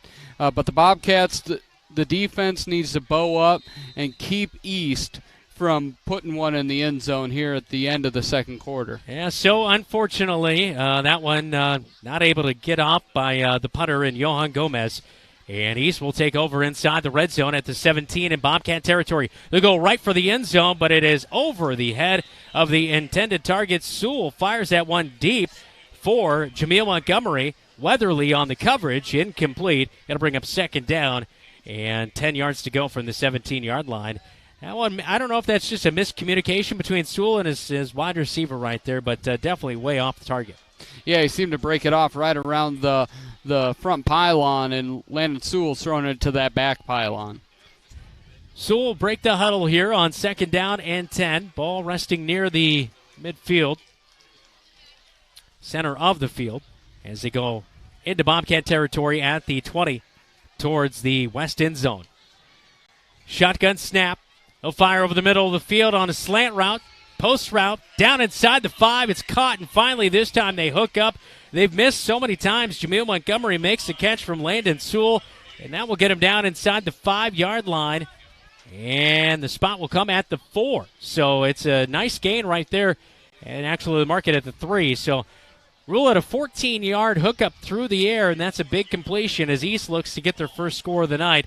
just before halftime with 3:15 and counting. Bobcats up 14-0.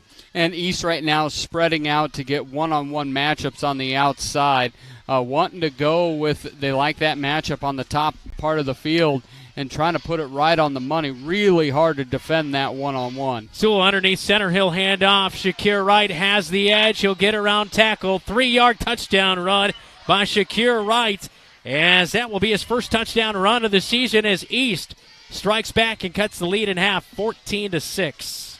Yeah, really just the handoff to the short side of the field, and Shakur did not get even touch. He walks in for 3-yard touchdown. East does a great job of getting that block punt and then just executing, not messing around, putting 6 on the board, looking to make it 7 with the extra point. So 2:55 to go in the second quarter. They strike back. PAT to come as Jameel Montgomery, I believe, in the situation, after just getting a big catch to get inside the red zone, he will be the holder here. Yes, he will. And out to kick on the PAT. It's Adrian Alejo Rubio. And it's good. And it is up, and it is good. 14-7 is our score with 2:55 to go in the second quarter. Did they rule it? No, I thought it was good. Okay. I guess not. All right, 14-6 will stay our score with 2:55 to go for halftime right here on KFJB and KFJB-TV. At Sports Plus Sports Medicine and Physical Therapy Center, we customize each patient's treatment plan to their individual needs. What does that mean? It means that not every back or knee problem is treated the same, and that your program will be unique and designed especially for your needs or problem. This improves how quickly you will return to work or sports. The Sports Plus staff is encouraging and takes pride in your successful recovery. This is just one more reason why champions choose Sports Plus Physical Therapy as their favorite place to rehabilitate and train.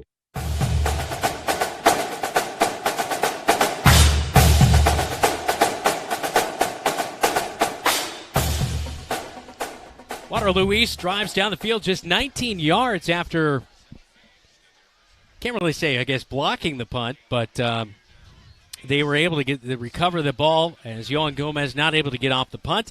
They take it 19 yards down the field, strike for 6. PAT was no good. 14-6 is our score with 2:55 in the second quarter. East will kick it off back to the Marshalltown Bobcats. Nick Rebick is back to return. Kickoff all brought to you by 5-Star Real Estate Group in Marshalltown, your home team advantage. So the kicker and Jameel Montgomery will boot this one away. Rebick will move up to the 15-yard line and return it. He'll go right back up the middle. Makes one move. He's loose at midfield. He's got Washington to beat, or Montgomery to beat, and Montgomery will get the best of him. And it's coming up another guy as well. I think Shakir Wright as well try to get in there and make the tackle, but a touchdown-saving tackle as Nick Rebick a year ago almost housed one for 80. He did house one for 86 yards, and he almost did it again here tonight as he gets it down inside the 30 at the 26-yard line. Huge return by Nick Rebick. Yeah, one of the most productive kickoff returners in the state. Returned a couple last year, but he caught it on the run. It was a short kickoff, and Nick had a head of steam going and just split the defenders. And if it wasn't for the great play of chasing him down, that would have been 6 for 27. 2:43 to go in the second quarter. Dalen Houston out of the shotgun. Rebick will stay in to block. Houston will roll out far side of the field. He's looking to scramble, try to get a few yards, gets the edge, and gets first down yardage. That's going to be a penalty as a horse collar is called, and out of bounds he goes inside the red zone. The Bobcats will go, and that'll be half the distance to the goal after the play. So Bobcats will be sitting inside the 10-yard line when they take this next snap as the Bobcats get themselves into the Ethington Heating and Cooling red zone. So great run by Dalen Houston as the horse collar foul will be sorted out here, but it's a run of right around, it looked like he was just short of the sticks for the first down on the run. It looked like a gain of about 8 or 9 yards, but then they march off the penalty, so half the distance to the goal, gets it down to the 9-yard line for the Bobcats with 2.5 minutes to go before halftime, leading 14-6 in the second quarter. Yeah, it really was. Dalen saw nothing. He went to the edge, and that just shows his athleticism. I didn't think he could make the corner, but he was able to make the corner, get 8 yards, and then tack on another 10 or so. Houston with a sneak right up the gut. He'll go, and he gets the blocking, and boy, all the big boys inside, including Jaden Dine, the right guard. He's helping push all the way down inside the 5, down to the 2-yard line is where they'll mark it now. So a gain of 7 yards for Dalen Houston on a goal situation to go here. Second and goal at the 2-yard line for the Cats. That was reminiscent of the Nate Stanley quarterback draw against USC in the Holiday Bowl. Let's just run them over and over, and we'll get a 6-yarder and just jam it down your throat. How about your former Hawkeye wide receiver going off last night for Purdue? I was reading, I have a Hawkeye friend, and they said this is a game evident that the Hawkeyes need a new offensive philosophy. Hey, this is what I held in my heart. Penn State beat them. Yeah, I like Penn State to win that game last night anyway. Charlie did look good last night. Yeah. Happy for him. What were the Chuck Sizzle? They were calling him. Anyway, 1:47 to go, a timeout on the field, as we will take a timeout with them as well. This is Bobcat Football. You're listening to KFJB and KFJB-TV. In times of financial uncertainty, how can you stay on track? Call on someone who's invested in your success. Zach Wall, your Marshalltown Edward Jones financial advisor, is here to help you. He will work to build a complete picture of your financial life, including your unique goals and passions, so he can help you achieve what's most important to you. Call Zach Wall at 641-752-3017 to schedule an appointment today. Edward Jones, member SIPC. Your home. 1:47 to go in the second quarter of play as the Bobcats leading 14-6 in the red zone. Ethington Heating and Cooling red zone. Right side of your radio dial going into the east end zone. Leading 14-6. Try to add on. Dalen Houston just went for 7 yards. He's underneath center. He'll sneak it again. Try to get in there. Will he? Officials, will they indicate? He's got to be in there for a touchdown. Officials still trotting, and here we go. Touchdown signal.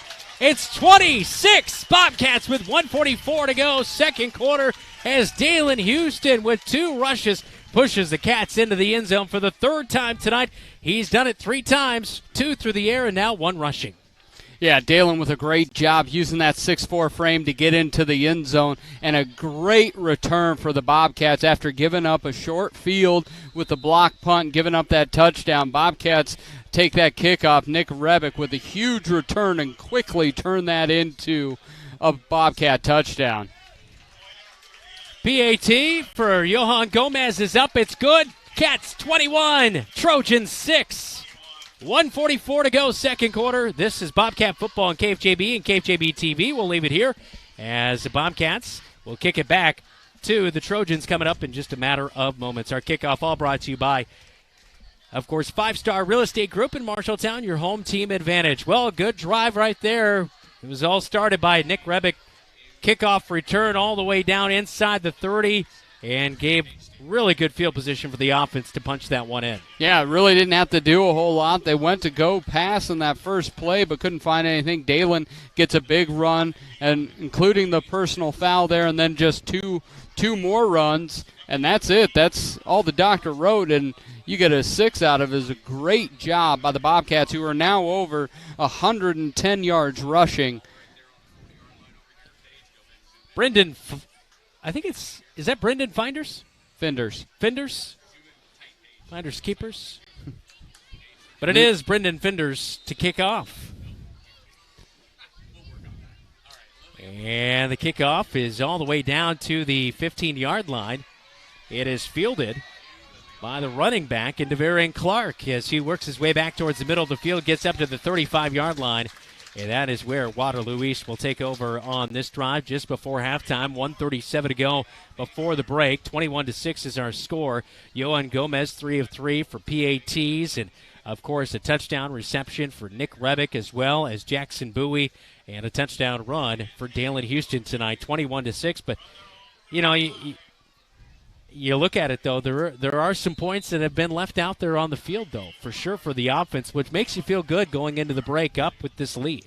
Yeah, it really is that the Bobcats, outside of one possession, have been in a situation to score, so the offense seems to be going at a pretty good clip. Definitely have to clean it up and execute a little bit more. Out of the shotgun, they'll fire to the far side of the field. Ball pops out late, but I think the ball was down on the turf, and the knee was down by Muhammad as he made the quick catch.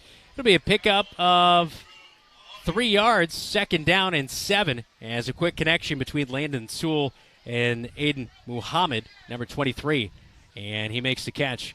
Approaching a minute to go in the second quarter, 21-6, the Bobcats with the lead. East on their own side of the field, going right to left on your radio dial and on your TV screen.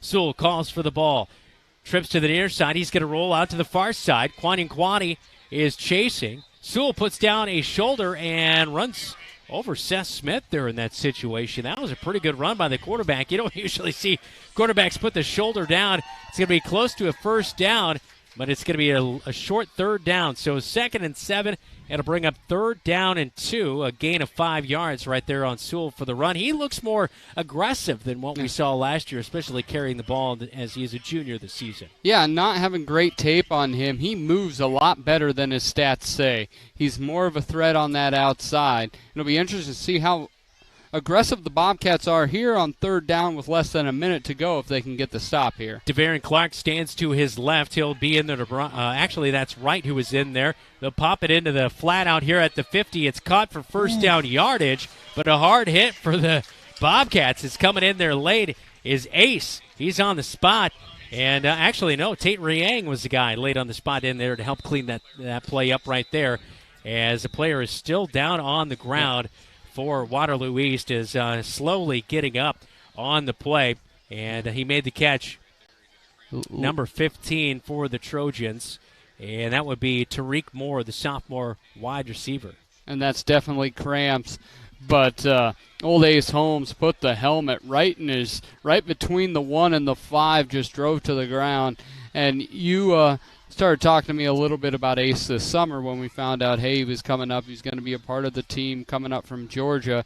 And he just kind of looks like a football player, not tall, not like that 6'2". He's maybe 5'10", 5'11", but man alive, it is twisted steel, and he brings a punch. Yeah, he really does. As the Bobcats watch on here as Tariq Moore came into the night, 1 reception last week against Waterloo West for 7 yards. And he's up and getting off the field, so that's a good sign for Waterloo East right now. As they're trying to drive it down the field, trailing 21-6 with 46 seconds to go before halftime. Waterloo East will get the ball to start off the second half. We'll talk to Chad Pedig. He is the cross-country coach for the Marshalltown Bobcat boys. At halftime, talk a little cross-country, and looking forward to that with Chad Pedig on our halftime program. So out of the shotgun for Waterloo East on 1st down and 10 at the 47-yard line in Cat territory over the middle of the field. Ball was a little bit late, kind of snuck up on the intended target right there in Ja'Kai Parker, the sophomore, and he's not able to bring it in. It'll bring up 2nd down and 10 at the 47-yard line in Bobcat territory for the Waterloo East Trojans. Yeah, with the Bobcats playing that 3-4 defense, they have been much more aggressive in bringing a linebacker into play and blitzing them. This time it was Seth Smith, just kind of trying to speed up Sewell and really see if the Bobcats hold on, maybe even can bring some pressure and see if they can't get a pick. Most likely go to the air. The sticks have not changed. It shows 1st and 10, but it is 2nd down and 10. Bobcats show blitz. Ace was coming in there. Sewell's going to load up, go to the far side of the field, but he's going to throw it way over intended target on the far side of the field. Good coverage downfield by Braden Weatherly as well as Carter Hunt. And then on the coverage right there, it is incomplete. It'll bring up 3rd down and 10. Yeah, Jameel Montgomery and Landon Sewell have had a little bit in that corner, that big corner throw. They've had a couple miscommunications there as Montgomery couldn't get there quite in time, and really Carter Hunt had the best shot at that ball. Timeout on the field. We'll keep it right here on 3rd down and 10 coming up for Waterloo East. And, of course, halftime, we'll break down our stats. First half summary, talk to Chad Pedig. We'll also get the second half adjustments, as we'll get those at the halftime break, which all brought to you by Ken's Transmission of Marshalltown. So that's coming up at our halftime break. Also, I'd like to thank Raycom, one of our partners here, which brings you the Bobcat Beacon. Yeah, Raycom of Marshalltown with the Bobcat Beacon is all lit in Bobcat red and blue. That means the game will be airing soon on KFJB and KFJB-TV. Raycom, located at the corner of North 2nd and West State Street in Marshalltown. Raycom, critical communications. So 3rd and 10 just before halftime as the Marshalltown Bobcats hanging on to a 21-6 lead. Feeling pretty good about themselves. Defense has been pretty stiff here tonight. The East Trojans have scored on one drive, which they started inside Bobcat territory at the 19-yard line, and they were able to punch one in. Bobcats trying to prevent another just before halftime. 29.2 seconds on the score clock shows. Out of the shotgun for Sewell. Sewell looking over the middle of the field. Throws late. It's behind the intended target, but it's going to be caught by Ja'Kai Parker, the sophomore. And Carter Hunt's holding up the ball saying he has it. A flag did come in on the play. We'll see exactly what the flag was. It's going to be a catch. And a first down for Waterloo East. And the officials still not indicating what the penalty is here. The head official will blow his whistle here. Sideline warning on the Marshalltown Bobcats. So just a warning right there. 23 seconds to go before halftime. Sewell in the hurry-up for Waterloo East. He'll be underneath center here on 1st and 10 at the 34-yard line, going in, and he'll snap it and spike it as Waterloo East out of timeouts. And so 1st down and 10 turns into 2nd and 10 on the snap. As both teams without any timeouts. We've seen a lot of timeout usage here tonight in the first half compared to last week. Yeah, definitely. It's what we talked about it. A little bit slow getting up to the ball, seemingly not always being locked in and ready for the play to begin. And Coach Goodvin's had to burn timeouts. Coach Anderson's had to burn timeouts. Out of the shotgun again, it's 2nd down and 10. Sewell out of the shotgun, drops back. He has right to back there to pass. He'll come to the near side towards the pylon, but out of bounds as he leads his intended target out of bounds. It's incomplete for Quentin Hart. He had 3 receptions, 12 yards last week. The senior incomplete out of bounds. That'll bring up 3rd down and 10, and the sticks on the far side. I don't know if they're having a problem with the chain gang or something with maybe it's not moving, but it's still showing 1st down right there. Yeah, it's a great job by Trayshawn Brooks. One of the things he was able to do was to get Montgomery near the sideline, and kind of that ball was going to have to be perfect because Brooks had pushed him all the way out, and that ball just sailed out of bounds, and Montgomery didn't really have a shot at that one. 13 seconds to go before halftime. 3rd down and 10. Shakir Wright stands to the left of Sewell. He'll take the snap, looking left, pump fakes, rolls out near side, passing, and it's picked. Trayshawn Brooks has it at the 10. He's going to bring it back up at the 20. He's got blocking on the near side out the 30 and brought down at halftime. Just about 1 second to go. Trayshawn Brooks seals the deal. Defense coming up huge once again and protects that 21-6 lead as they'll take that with them to halftime. Huge play, Trayshawn Brooks. Yeah, and then Jakey comes off a little bit hobbled here. Double nickels for the Bobcats. 55, Clay Jakey. Doesn't look real great. As we see the replay, Trayshawn Brooks just underneath. He undercut that one, and a nice job right there undercutting Jameel Montgomery, the intended target, and brought down there at the 31-yard line. But a huge play, Trayshawn Brooks. And the Cats, 21-6. We'll take it into halftime here. As that's a great way to end the half. And if he wouldn't have got it, Tate Ring might have. Bobcats will be conservative before halftime with just 1 second. No need to do anything outlandish, I'm sure. Handoff to Rebick. Rebick gets 1 yard, and that will send us to halftime. It's 21-6. A good opening half of action as the Bobcats strike for 3 offensive touchdowns. Dalen Houston passing for 2, rushing for 1 touchdown in the first half of play as they lead at 21-6 as the Trojans will have the ball at a halftime break. Plenty coming up on our halftime report, including a talk with Chad Pedig, head coach for the cross-country team for Marshalltown boys action. Again, it's 21-6 at the break as the Bobcats lead it here on KFJB and KFJB-TV.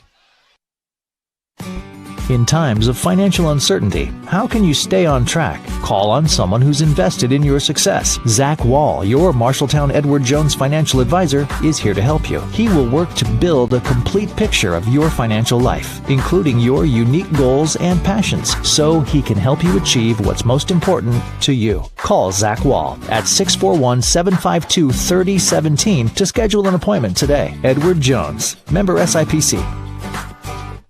Your home is the one place where everything should be perfect, including your air. Capon & Brown helps you achieve the perfect air you deserve with reliable, groundbreaking, award-winning Lennox products. Call Capon & Brown to hear more about how they can help you feel healthier and happier in your home. It doesn't get any more perfect than that. Call them today at 641-753-3563 or visit them online at caponandbrowninc.com. Your local premier Lennox dealer, where quality has been a promise for 48 years. Named Marshalltown's best pizza, Zeno's is the place to get delicious homemade pizza from scratch that the whole family will love. For some, it's a family tradition, and Zeno's Pizza is all about old-school family-owned pizza making. Zeno's respects tradition so much that they have had the same thin crust pizza recipe for over 70 years. There are a couple of ways to get your Zeno's Pizza. You can dine in, order online for pickup, or call 641-752-1245. Zeno's Pizza, 109 East Main Street, downtown Marshalltown. McGregor's Furniture and Mattress has your mattress. Every firmness, comfort, and support level, each at a great price. Make the investment today for a good night's sleep for years to come. McGregor's also has quality furniture for every room in your home. Beautiful, comfortable sofas, recliners, dinette sets, and office furniture to help you work and relax in comfort and style. McGregor's Furniture is proud to bring you quality furniture and great service, and they are proud to support Bobcat Athletics. McGregor's Furniture and Mattress, downtown Marshalltown, open 7 days a week.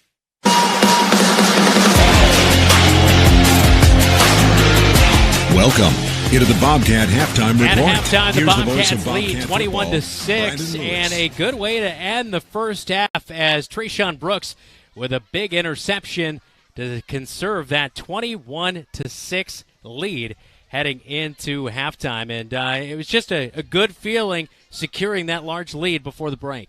Yeah, it really was that big touchdown coming back because the Bobcats had squandered a couple opportunities. They got stopped, had to punt. That punt got blocked. East quickly turned that into points, but on that ensuing kickoff, Rebick with that huge run back, and then Dalen Houston being able to do it with his feet, getting that 6 right back. Yeah, the Bobcats started off the night with great field position up at midfield. They had a great return to get going, and at the end of that drive, they went 50 yards down the field, punched it in, and, I mean, barely just over 2 minutes into the game, Nick Rebick caught a 10-yard touchdown pass from his quarterback in Dalen Houston. Got feeling good, 7-0 early on in this one. Yeah, Dalen started off kind of slinging the rock all around and ends up, he has 7 out of 9, which is just incredible in that first half. But they moved away from the pass and they focused much more on the run, which makes sense. Waterloo East giving up 300 yards to West last week. And the Bobcats finding that they were having some success. Nick Rebick between the tackles, Tate Ring, nice balance back for him. And then Dalen doing so much with his feet, putting 55 yards on the ground for the junior quarterback. So then East would get it. They would punt. Bobcats would turn over on downs. They were trying to be aggressive, going for it. Couldn't do it. Next time, East has the ball. Ace Holmes forces a turnover. Bobcats get it back. Then Dalen fumbles it away, gives it back to East. And then we went a punt. But then on the next drive, the Bobcats got back into the end zone. This way, by the way, of an 11-yard strike from Dalen Houston to Jackson Bowie, right down the heart of things. And as we look at the replay on KFJB-TV, just a beautiful play. Jackson Bowie, big body, set up nice well for the ball, and hauled in that 70-yard touchdown to go up 14-0. Yeah, it's that nice 6'2" frame up the seam, just right over the middle. The Bobcats have been using the flats quite a bit for the passing game. Snuck Jackson Bowie down the seam, put it right on his hip, walked in for 6. Marshalltown Bobcats did have a touchdown as well with a run by Dalen Houston, a 2-yard touchdown run to go up 21-6 after Shakir Wright got in for a 2-yard touchdown run for Waterloo East, and that's how we stand by a score of 21-6 at the break. Dylan, take us inside our Kins Transmission halftime stats. Yeah, so the Bobcats we talked about, you got a ball out in the backfield. It's one of those on that offensive side of the ball. Bobcats with 109 rushing yards there in the first half. Ace Holmes with 3 yards on the sole carry. Tate Ring, 28 yards on 6 carries. Number 15, Dalen Houston on 8 carries, accounts for 55 yards and a touchdown. And then Nick Rebick on 6 carries, he goes for 23 yards. Dalen Houston in the throwing game goes 7 of 9 for 60 yards, including 2 touchdowns. Yeah. Ace Holmes getting 2 of those receptions, and he earned every yard. 2 receptions for 26. Trayshawn Brooks gets a reception for 11 yards in that opening drive, but he's also got a pick. Corey Smith with a 9-yard reception. Nick Rebick, 2 receptions for 9 yards. And then, of course, Jackson Bowie with his 11-yard catch, which resulted in 6. And then on the flip side, we talked about balling out in the backfield from a defensive perspective. The Trojans have 3 yards rushing. And now Landon Sewell's had a ton of pressure on him all night. He's had some good runs, but really all to count the 3 yards is Shakur Wright's 3-yard touchdown run. Landon Sewell has thrown a pick in that first half, but right now he is 9 of 19 for 93 yards and that pick. Jameel Montgomery has 2 catches for 28 yards. And Han Muhammad has 2 for 7 yards. Devarian Clark, 2 catches for 27 yards. Billy Clark, who had that big touchdown catch last week, does not have a catch. And Jaquil Parker has 1 catch for 13, and Tariq Moore has a catch for 7 yards. At the break, 21-6 is our score. Bobcats and the Trojans here tonight from Litter Cole Field at Marshalltown High School. That is our Kins Transmission stats. We'll look at our Kins Transmission halftime adjustments coming up in a little bit in our halftime show. But coming up next, we'll talk to Chad Pedig. He is the cross-country coach for the boys at Marshalltown High School. We'll talk to him next. Again, it's 21-6 Bobcats leading at the break right here on KFJB and KFJB-TV. To never have to wait after ordering new appliances. At Penn's Appliance, you wouldn't. With an incredible selection in stock and ready to install today. Our friendly team is here to help you pick the perfect set to match your style. And let our professional technicians install and set up your new appliances, often delivering the very next day. Stop in today, see all the new features, and find your new look at Penn's Appliance. For sales and service of everything appliance, go see the Pence team.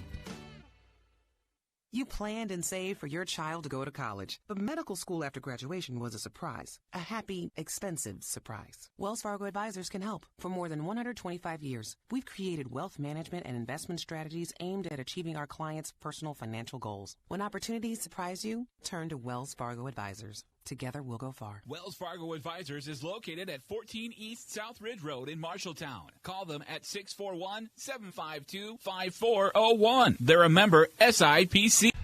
At the break, the Bobcats leading it by a score of 21-6. Is now joining us here on our Bobcat KFJB coverage as well as KFJB-TV. Chad Pedig is the cross-country coach for the Marshalltown Bobcats and the boys program.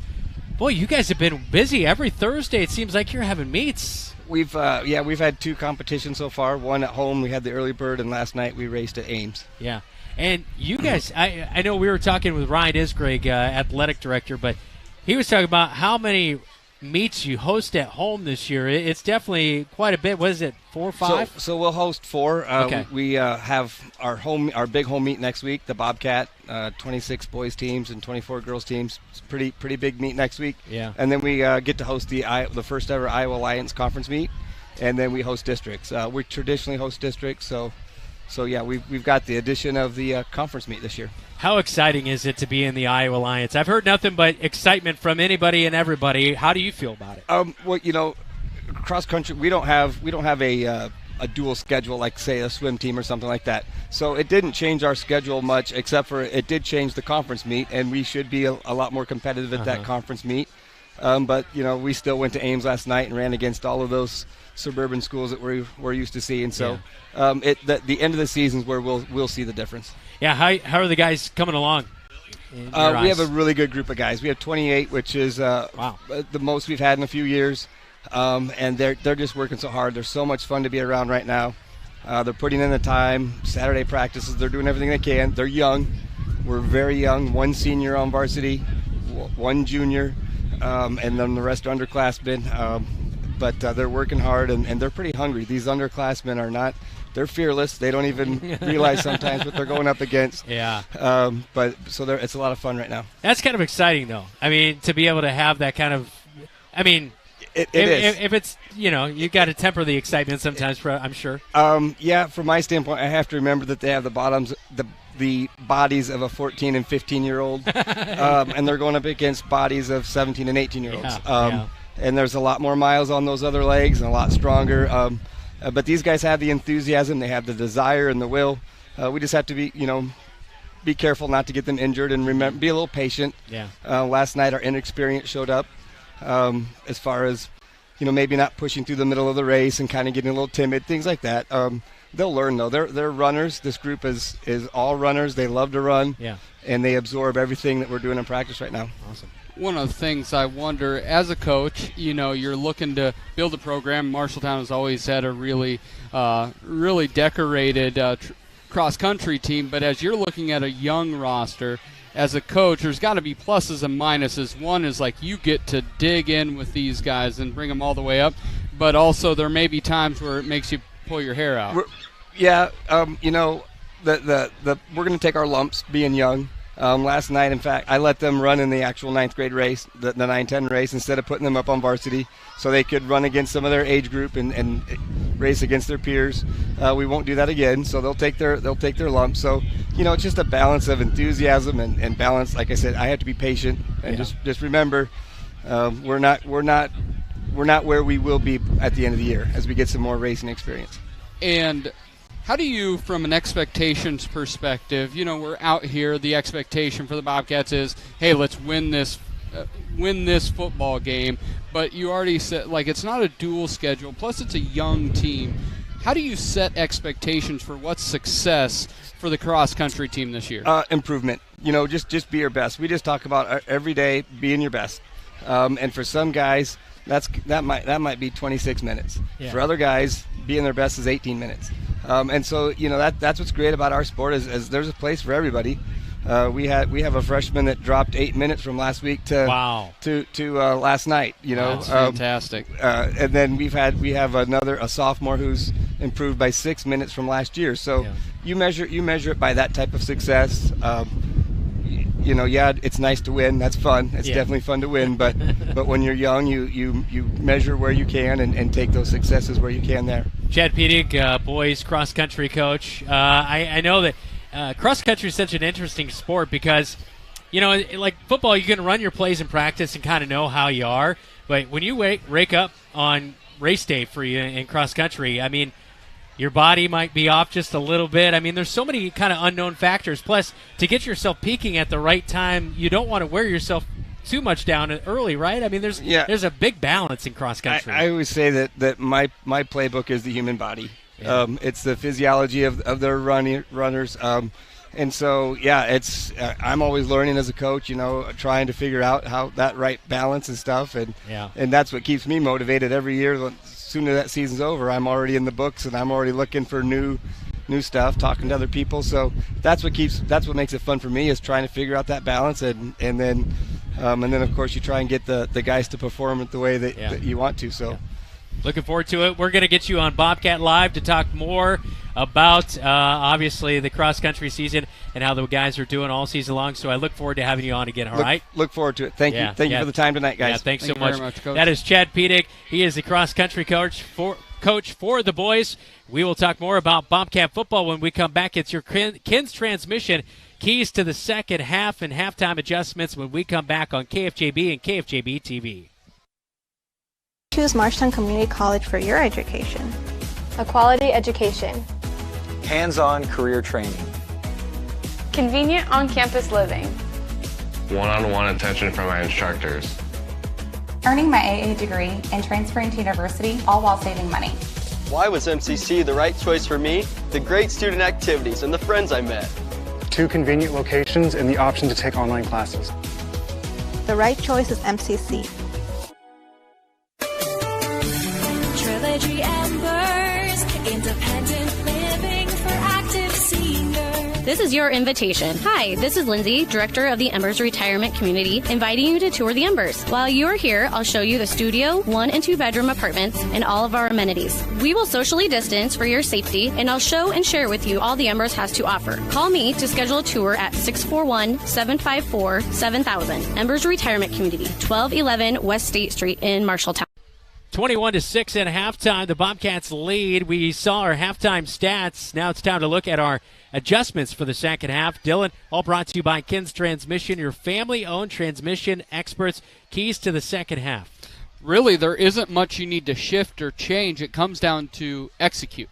It's on those 2 drives there where we kind of came up lame and with the fumble and then the turnover on downs. It comes down to if the Bobcats can continue to move the sticks and put it in the end zone and finish off drives, we're going to be fine here tonight. That's our adjustments for the second half, all presented by Ken's Transmission, your family-owned transmission experts.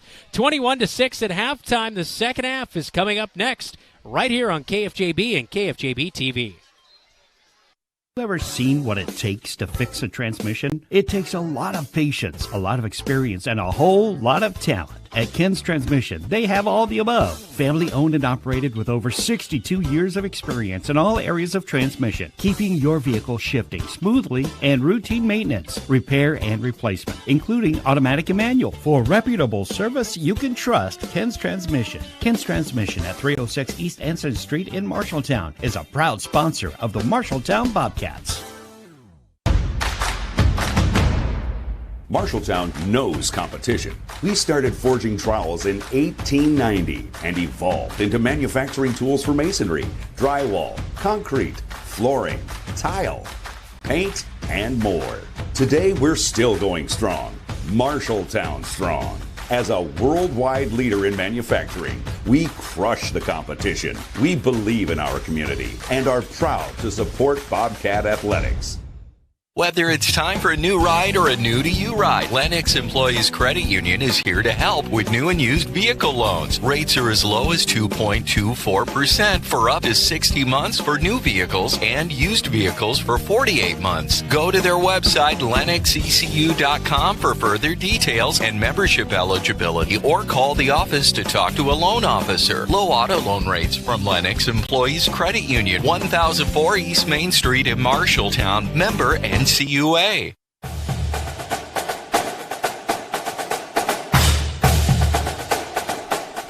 21-6 at halftime. The Bobcats getting warmed up as well as the East Trojans as you take a look on KFJB-TV at the Marshalltown Veterans Facility. One of the most beautiful places in town in Marshalltown. We were talking, I think, in our scrimmage just about how beautiful it is driving up there, seeing the baseball field it is. So if anybody's at the Veterans Home in Marshalltown, thanks for watching on KFJB-TV and listening on KFJB AM 93.9 and FM right there for you on your FM dial.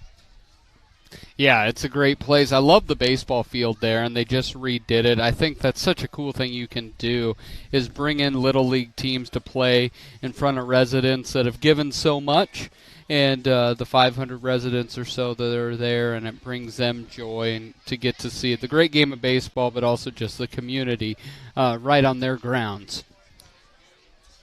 Just about ready to get going for the second half. Waterloo East will receive the kickoff to begin the second half. Defense played so well there. A pick late right before halftime as the Bobcats picked it with Trayshawn Brooks. Last week, he almost had a pick. I know he kind of battled up and down. I mean, Luth was a tough test, but I thought the secondary's taken a little bit of a step ahead here tonight. I thought they played pretty darn good. Yeah, and I think it's specifically on Trayshawn. I think his one-on-one coverage has been really quite good. And Braden on the top side had a big couple plays there in that last drive, making sure that nothing was easy up top. But I think Trayshawn's athleticism is going to come to roost. He is just, once he gets better at playing the ball, body position, his athleticism is so good that it makes up for a lot. Second half kickoff, all brought to you by 5-Star Real Estate Group in Marshalltown, your home team advantage. 21-6, our score is the Bobcats leading this one against the Trojans of Waterloo East. Brendan Finders out to kick off. There you go. Not always Finders, Finders, kickoff is away. 12 minutes on the scoreboard, third quarter action. As back to return, it is Devarian Clark. He's going to reverse up back towards the middle of the field, puts a stiff arm out at the 35, and he's all the way towards midfield. He breaks away. Bobcats chasing from behind. Will they get him? He is out of bounds around the 15-yard line on the Bobcat end of it as Devarian Clark with a huge, huge return. As it looks like, I thought we saw somebody pointing towards a flag, but no, not a flag down on the field. It's down to the 15, and East will start in Bobcat territory on this drive. Yeah, he just trucked a couple guys, a couple Bobcats, and got to the outside. They were trying to tackle shoulder pads, and that just cannot happen. You cannot bring him down with shoulder pad tackling, and finally, great hustle by the Bobcats to angle him out of bounds at the 14, and then a real bad case of cramps up top for Waterloo East with number 2, Hicks. So Clark will not start out at running back as he obviously had a huge return right there. There is somebody with a cramp. Yeah, I think looks it's like Maceo Hicks. Back at midfield, so he's getting stretched out here to begin the second half of action. But if you missed our halftime stats, we talked about it. Landon Sewell, 93 yards passing. He did have that interception right before halftime. Dalen Houston through the air, 60 yards passing, but 55 yards on the ground. Despite a little bit of an ankle injury, I thought he's looked pretty darn good running the ball. He doesn't look to be laboring, and obviously probably 15 layers of tape on that ankle probably is helping. Yeah, that bright blue tape is definitely keeping everything intact, but I think with the ball in his hands, they've rolled him out even on passing plays a few times, so that tells me that Dalen says it feels good, that Coach Goodvin thinks it feels good, and it really is just that wrinkle. Give it to Waterloo East. That defensive backfield's been hard to throw on. Defensive linemen have been able to get their hands up into passing lanes, but Dalen's found a way to move the offense by his feet. So he did get up. Maceo Hicks, a middle linebacker, able to get off the field. To break the huddle, 2 wide receivers to each side of the formation. Starting the drive at the 14-yard line inside the Bobcat red zone. Sewell will hand it off. First time we've seen a handoff to number 25 in Billy Clark III, as Clark had that 65-yard touchdown reception last week, but has not really seen a carry here tonight. And his first carry of the night goes for negative yardage as he'll be dropped back at the 18-yard line, a loss of 4 yards. It'll bring up second down and 14 yards to go here, so that's positive direction for the Cats defense. And just to let you know, Ace Holmes again with another big disruptive play in the backfield. Out of that middle linebacker spot, he'll eye here as Sewell will bark. He'll get the snap and throws high over to the near side of the field. Boy, that one, I don't know who he was trying to go to there. Couple of guys out here on the near side, including Billy Clark the third, as he was out here in the flat on the near side, but sailed it. Trayshawn Brooks got a finger on it, not able to pick that one up, but boy, just sailing that one high for Landon Sewell. There was almost an internment for Landon Sewell out there. Clay Jakey drove him into the ground. He had free. That's why it definitely sailed on Sewell, because he could not step into that with Jakey just right in his chest. 21-6 our score. Bobcats leading it just out of halftime. A huge return for East as they get the ball inside Bobcat territory. Cats will blitz. Smith was in his face. He just gets rid of it. And that one's going to be an incomplete pass, but Smith right in the face as well as Clay Jakey of the quarterback and Landon Sewell. And that will bring up 4th down and 14 at the 18-yard line in Bobcat territory. And the Cats have been getting excellent pressure, especially with their defensive ends tonight. Right, and they were even trying to set up a screen there, so they were kind of allowing pressure, but the pressure got there even faster than they wanted to. When you look at number 55 and number 1 out there for the Bobcats, I'll say they could be two leaders for that Calvin Rockets Player of the Game later on tonight. All right, here we go. They're going to go for a field goal. As this one going to be spotted up at the 26-yard line for a 36-yard field goal, and a timeout's going to be called by East. So pretty far field goal attempt right here. They are going to kick it, though, it looks like, as they do bring out the field goal kicker in Adrian Alejo Rubio, a sophomore kicker at 5'10", 199. I like those kind of kickers. You know, he's got the kind of strange, maybe a little bit thicker than the brothers. Yeah. For the NFL. You know who I'm talking about? Yeah. Being the 90s and 2000s. Automatica Grammatica. Yeah. Bill and Martine. Martine Grammatica and Bill. Bill. And Bill. Yeah, Bill. I love Bill. That. And Bill.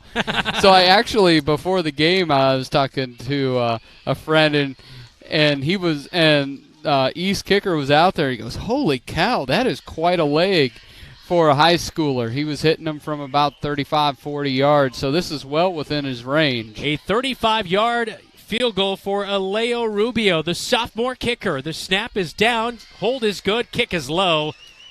That one will be running into the kicker on Clay Jakey, and that will be most likely a first down. So it is running into the kicker. And is it a 5 or a 15-yard 15, variety? it's personal foul. Is it a personal foul? Okay. So there's roughing the kicker, which is 15, and there's running into the kicker, which is 5. It might be the 5-yard as they're marking it out. So I think this is. Okay, so he gave the personal foul signal. So okay, it's halfway. It's halfway. It's half the distance to the goal. So it is the personal foul variety as he gave that personal foul signal. So it'll be first and goal inside the 10 at the 9-yard line. And unfortunately for Clay Jakey, roughing the kicker. And the kick was no good. And Jakey just kind of put his hands on his helmet, and he knew that he made just a little bit too much contact right there with the kicker. So 21-6, defense almost bailed him out. Shakir Wright into the game, takes a handoff, plowed by Ace Holmes. And he's going to be down at the 5-yard line. Shakir Wright, though, with a 4-yard carry. It'll be second and goal from the 5. Something that David Santa Cruz said numerous times last night is play with violence, play with violence, play with violence. And Ace Holmes epitomizes what it means to play with violence. He is going downhill all of the time. Yeah, 10:22 and counting, third quarter. Bobcats still leading 21-6. East with their possession out of the break, just hanging on here for the last couple of minutes as Ruffin, the kicker, gave him new life. And Weatherly with a great play on the out. It was a 5-yard out route on the far side of the field. Jameel Montgomery intended to target. Weatherly stuck his long hand out there and broke up the pass. Brings up third and goal from the 5-yard line. Well read for Braden Weatherly. Yeah, he read it right away and was able to get his hand in there. If Sewell would have been a half a second late on that, that might have been 6 the other way. Yeah, coming off a 2-interception night last week against Dallas Souser of Ames. Weatherly feeling probably pretty good about himself right here. Third and goal at the 5-yard line going in Bobcat territory for East. They'll hand it off. Shakir Wright goes off a right guard, and he's eaten up right away. And who is it? Yeah, it's Ace. He's feeling it. He's in the place right there with 10 minutes to go in this third quarter. Fourth and goal at the 5, and I think it does back him up a yard. So 4 down and goal at the 6. Yeah, this run defense has been absolutely phenomenal. And really the unsung heroes is the Quanyan Quanis, the Clay Jakeys that are standing up those offensive linemen and giving the linebackers free reign with Ace Holmes finishing off Shakir Wright. Trips to the near side. Shakir Wright stands to the left of his quarterback in Sewell. 5 seconds on the play clock. Sewell drops back, looks over to the middle of the field. There's a little bit of contact. It's broken up, incomplete. Turnover on downs. It's Tate Riang with the coverage, and he was able to get a paw in there and break it up. Turnover on downs. Bobcats defense comes up with 2 big stops here tonight on one drive. Yeah, they just give it to me the whole time. We'll keep turning them over on downs. Bobcats have not given in, and this could be a very special defense if they're able to defend the pass as well as they defend the run, especially as we look at our season moving out. Yeah, we dropped one at Ames, but keep building it out from here on. If that 50-point offense, nearly 60-point offense a game returns, Really, you get the best of both worlds like they ended last year as they were firing on all cylinders. Bobcats start on their own 6-yard line on the turnover on downs with 9:24 to go, third quarter, leading 21-6. And I think we're going to have a false start here on the Bobcats. Too many guys going at the wrong time, it looked like, right there. Ace Holmes on the near side edge. He was kind of jumping up. I'm not really sure what was going on there. A couple guys on the offensive line had already moved. Maybe a timeout was called. No, got to be a false start. Half distance to the goal, back to the 3. When your center's the one holding the ball coming out of that play, you know it didn't go well.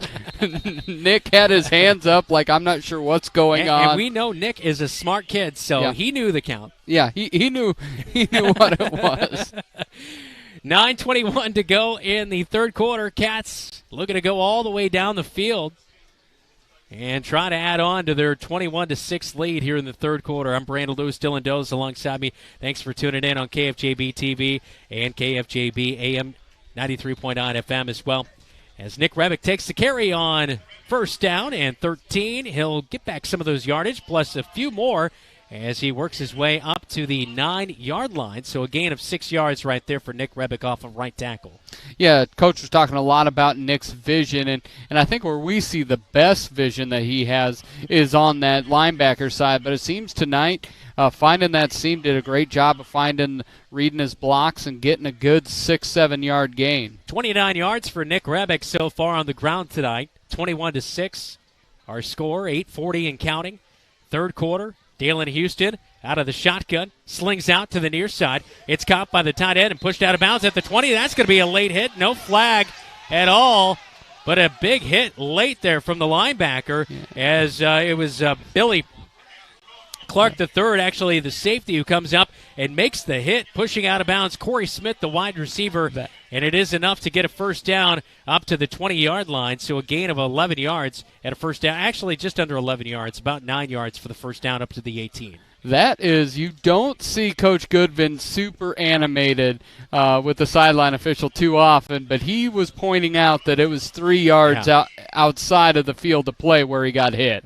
Billy Clark III got away with it right there as obviously drove Smith out of bounds.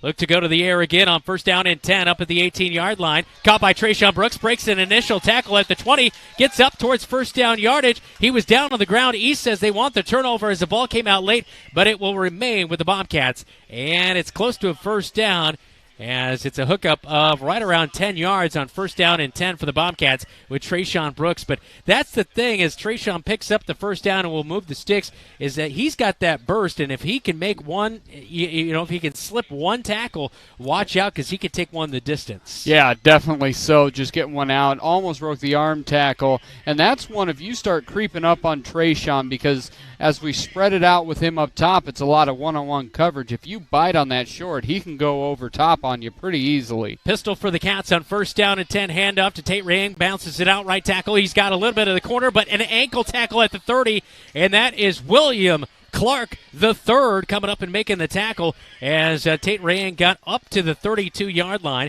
So he'll pick up 4 yards, but Billy Clark with a really, really fine tackle. Yeah, he was right there. He looks like a safety. He's built low to the ground. Perfect ankle tackle. Tate was a little wobbly after that one, checking his ankle again, limping off the field.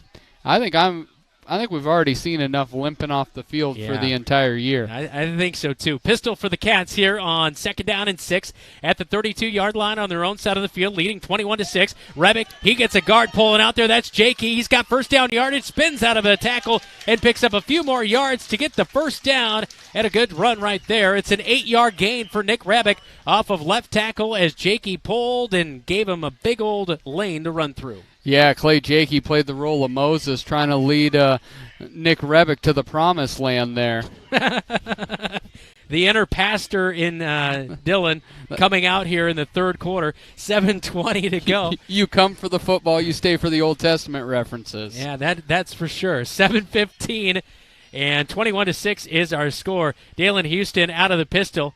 He'll drop back, look to pass. He's going to fling this one out near side and underplayed, and that one's going to be picked as it'll be picked by the deep back in Jameel Montgomery, the free safety, and he's tackled at the 35-yard line.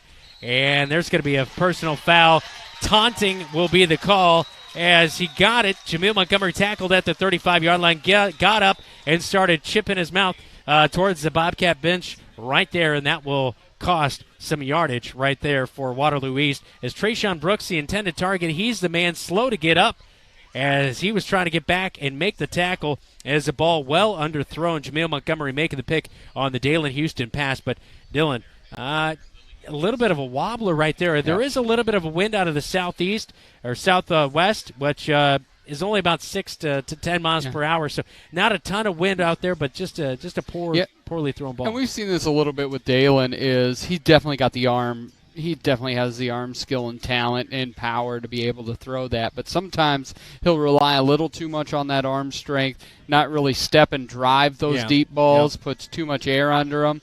And that's really one you just like to see him step into it and just put it on a rope, because East played that really well, had that safety, shifted over to that side of the field, and it really didn't have a chance. The player down on the field will step aside. It's 21-6. 6:58, third quarter. East football when we come back. This is Bobcat football. You're listening and watching KFJB and KFJB-TV.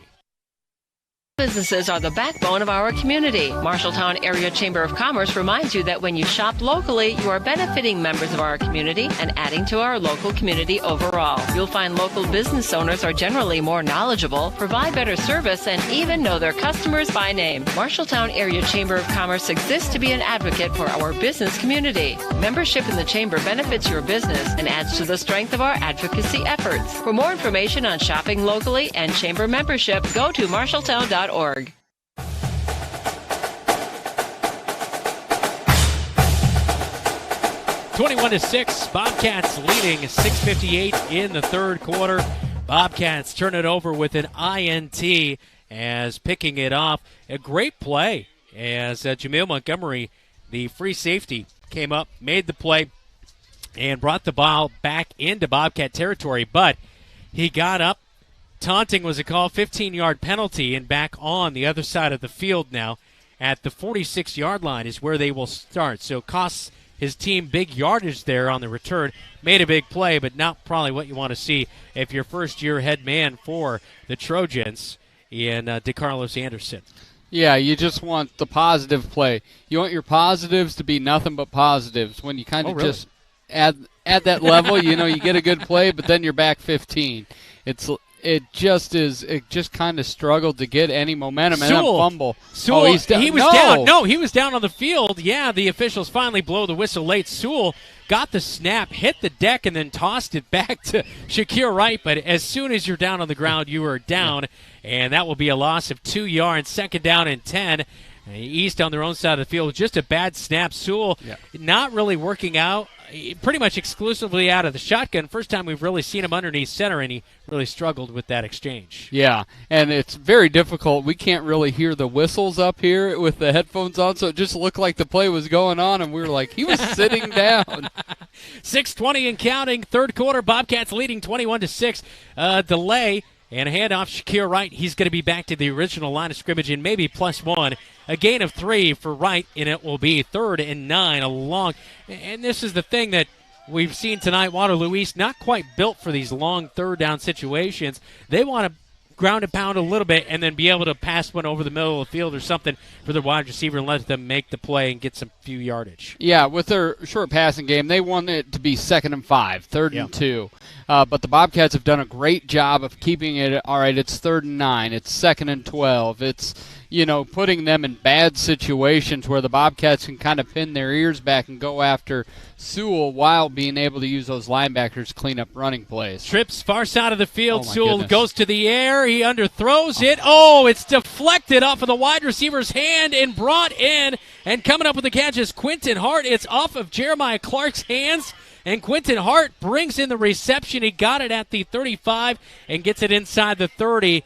A little bit of yak after the catch right there, but 3rd and 9 and just a fluke play to get the first down. Well, and then Clay Jakey drove Antavius Williams into Sewell and knocked him over. He just dominated the right tackle, but all of a sudden, deflection, big pickup, and it looks like I think it might be Braden Weatherly. It is Braden Weatherly struggling down on the ground over there at the far 20-yard line.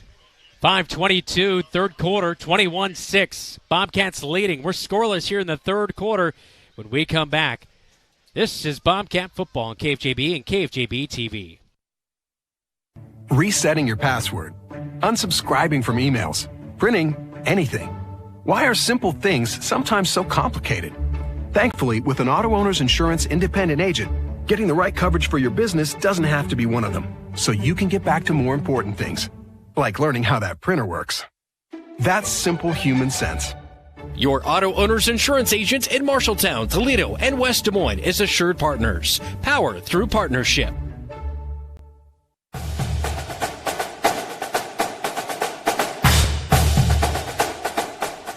Bobcat fans join Bobcat Beacon and Raycom. Of course, tonight's game all brought to you by Raycom of Marshalltown. When the Raycom building sign is lit in Bobcat red and blue, that means the game will be airing soon on KFJB and KFJB-TV. Raycom, located at the corner of North 2nd and West State Street in Marshalltown. Raycom, critical communication. 21-6 our score with 5:18 to go, third quarter. Waterloo East out of the timeout. And, Dylan, what did you see on that play? It looked to be a swing out, nothing happening here. And incomplete, second down here coming up. It just seems like both teams have not been in a huge rhythm offensively tonight. No, Bobcats were doing pretty well, had the rhythm, rocking and rolling, but then all of a sudden just really couldn't get the passing game going, and it's kind of a rock fight here in the second half. Yeah, nobody has scored here in the third quarter. Sewell fires out far side. It's an out route. It's caught and pushed out of bounds immediately as Hunt pushed the wide receiver out of bounds. Jamil Montgomery with the reception. It looks to be close to first down, but not enough. It'll bring up third down and about 2 yards to go. So a catch of 8 yards. It'll be third down and 2 just inside the 20-yard line. And we'll mark it a short 2. And so third down and a long 1. And it's really interesting for the defense here. Rogelio Saron's out there. Quick play as a misdirection. Right fumbles it. It's picked up. Seth Smith's got it at midfield, trying to get out of Sewell's tackle and brought down just over midfield. Huge play as Wright did not get the handoff from Sewell.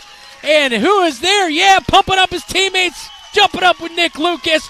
It is Seth Smith with a huge interception with 5:04 to go. Third quarter, much needed turnover for the Cats. That was huge because I was just about to say Rogelio Saron's out there because the last two plays is Trayshawn Brooks, starting cornerback, out right now. Braden Weatherly, starting quarterback, out right now. They had spread us out, and then David Santa Cruz hasn't really played since the first half. So you have all these key pieces, and then the dropped handoff, and Seth Smith making a huge play with the nice return. Bobcats back into Trojan territory. Bobcats will go out of the I formation, packing it in tight as they get the ball at the 48-yard line. They'll hand it off to the deep back. Rebick has it, goes off right guard as Seth Smith was blocking for him out of the fullback spot. And good yardage on first down. Looks to be a gain of 5 yards for Nick Rebick as he goes off of right guard with under 5 minutes to go, third quarter. Cats leading 21-6 against the Trojans. Yeah, great job. Rebick's doing a really nice job of just getting the yards in front of him, making it 4, because 2nd and 6, it just allows everything on the table. It looks like Trayshawn Brooks is back out there on that top side. Actually, Jazik Lee's going to be out there. Yep. Jazik Lee sets up in that wingback spot on the far side of the field, on the left side of the offensive line. Dalen Houston underneath center. Hand off inside, fullback trap. Seth Smith with a couple of shifty moves for a first down run down to the 35-yard line. First down yardage for Seth Smith. And a run of 9 yards to pick up the first down, the first carry of the night for Seth Smith. And last week offensively for Seth Smith, 1 rush, 0 yards, so a good run right there. First time we've seen it tonight, that fullback handoff. Yeah, it's Coach Goodvin lives and dies by if you get 30-yard fumble returns, you got to get the football in the offensive set. I think it's a good strategy. I like it there, and Seth definitely fired up on that carry. Under 4 minutes, third quarter. Bobcats looking to strike on their second drive. They had an interception on their last drive here in the third quarter, leading 21-6. 2-touchdown lead. Around the end, they'll go with Nick Rebick off of left tackle, and he's slung down. But no, he breaks out of a tackle. He tippy-toes on that far sideline, on the east sideline, and near first down yardage. I don't think he's quite there, but he gets inside the 30-yard line on the carry as they took that one from the 35-yard line, and it looks like the spot is going to come up a couple yards short, so it's a nice gain of nearly 8 yards on first down for Nick Rebick, and a timeout on the field with 3.5 minutes to go in the third quarter. No, they won't take a timeout on the field. Everybody's going to stay out there. I thought they were indicating for maybe a water timeout or something there, but they will keep everybody on the field with 3.5 minutes to go in the third quarter. Bobcats looking to punch one more in. You'd feel a little bit better about this game because it just seems like East keeps putting themselves in position to try to get back closer into this one. Yeah, this game's almost been 21-14 a few times. Love to get 3 scores ahead. Out in the flat, Seth Smith has it, catches it down to the 20, jukes a defender down inside the 10 as the Bobcats get back in the red zone. So you get a fumble recovery, you get a first down carry, and then they say, hey, let's pass it to the fullback out into the flat for the first time tonight to get down into the Ethington Heating and Cooling red zone with 3:20 to go, leading 21-6 in the third quarter. Yeah, Seth Smith's trying to get his season amount of huddle highlights all in one drive here. He's getting it all in, and see if number 14, if they'll feed him one more time to get 6. Yeah, feed me, says Seth Smith. Feeling good about himself on this drive, especially the defense. You love the defense getting the offense going. You can feel that momentum. I formation, Dalen Houston underneath center. We saw him sneak in this position out of the red zone. Rebick gets the handoff, and he'll pick up maybe a yard on first and goal from the 9. Slung down at about the 8-yard line. So gain of 1 for Nick Rebick as he's bottled up there as the Bobcats inside the Trojan red zone with 2.5 minutes to go, third quarter. Second and goal from the 7 is where they do spot it. So it is a gain of 2 yards for Nick Rebick as they break the huddle. They'll pack it in tight here again. Offset eye. Rebick and Smith, the deep backs. Wing back is Ace Holmes. Dalen Houston keeps it himself, spins out of a tackle, dives to the end zone. Superman in there from 7 yards out, and the Bobcats strike again. Dalen, his second rushing touchdown of the night, 27-6 Cats. What I've always said is if you're around the 10-yard line, that's perfect quarterback sneak opportunity, and they are running that quarterback sneak from the 8-yard line with great expertise here today, and Dalen just twisting and turning, and as you said, Superman flying into the end zone. Junior play caller has his 4th touchdown of the night, 2nd rushing touchdown. 70-yard touchdown run by Dalen Houston. Yohan Gomez on for the PAT. Makes it 28-6 Cats with 2:14 to go, third quarter. It's a 48-yard drive after Seth Smith recovers a fumble and returns it into East territory. It's 28-6 now. Marshalltown leading Waterloo East right here on KFJB and KFJB-TV. American Grill is Marshalltown Steakhouse. Ribeyes and sirloins, aged, hand-cut, and served with your choice of 2 of Legends' legendary sides and a dinner roll. If you are a prime rib fan, Legends has prime rib every Friday and Saturday starting at 4 p.m. With 3 sides to choose from, it's chef-seasoned and slow-cooked to tender, juicy perfection. Try Legends prime rib, and you'll know why it's Marshalltown's favorite. Legends American Grill is Marshalltown Steakhouse.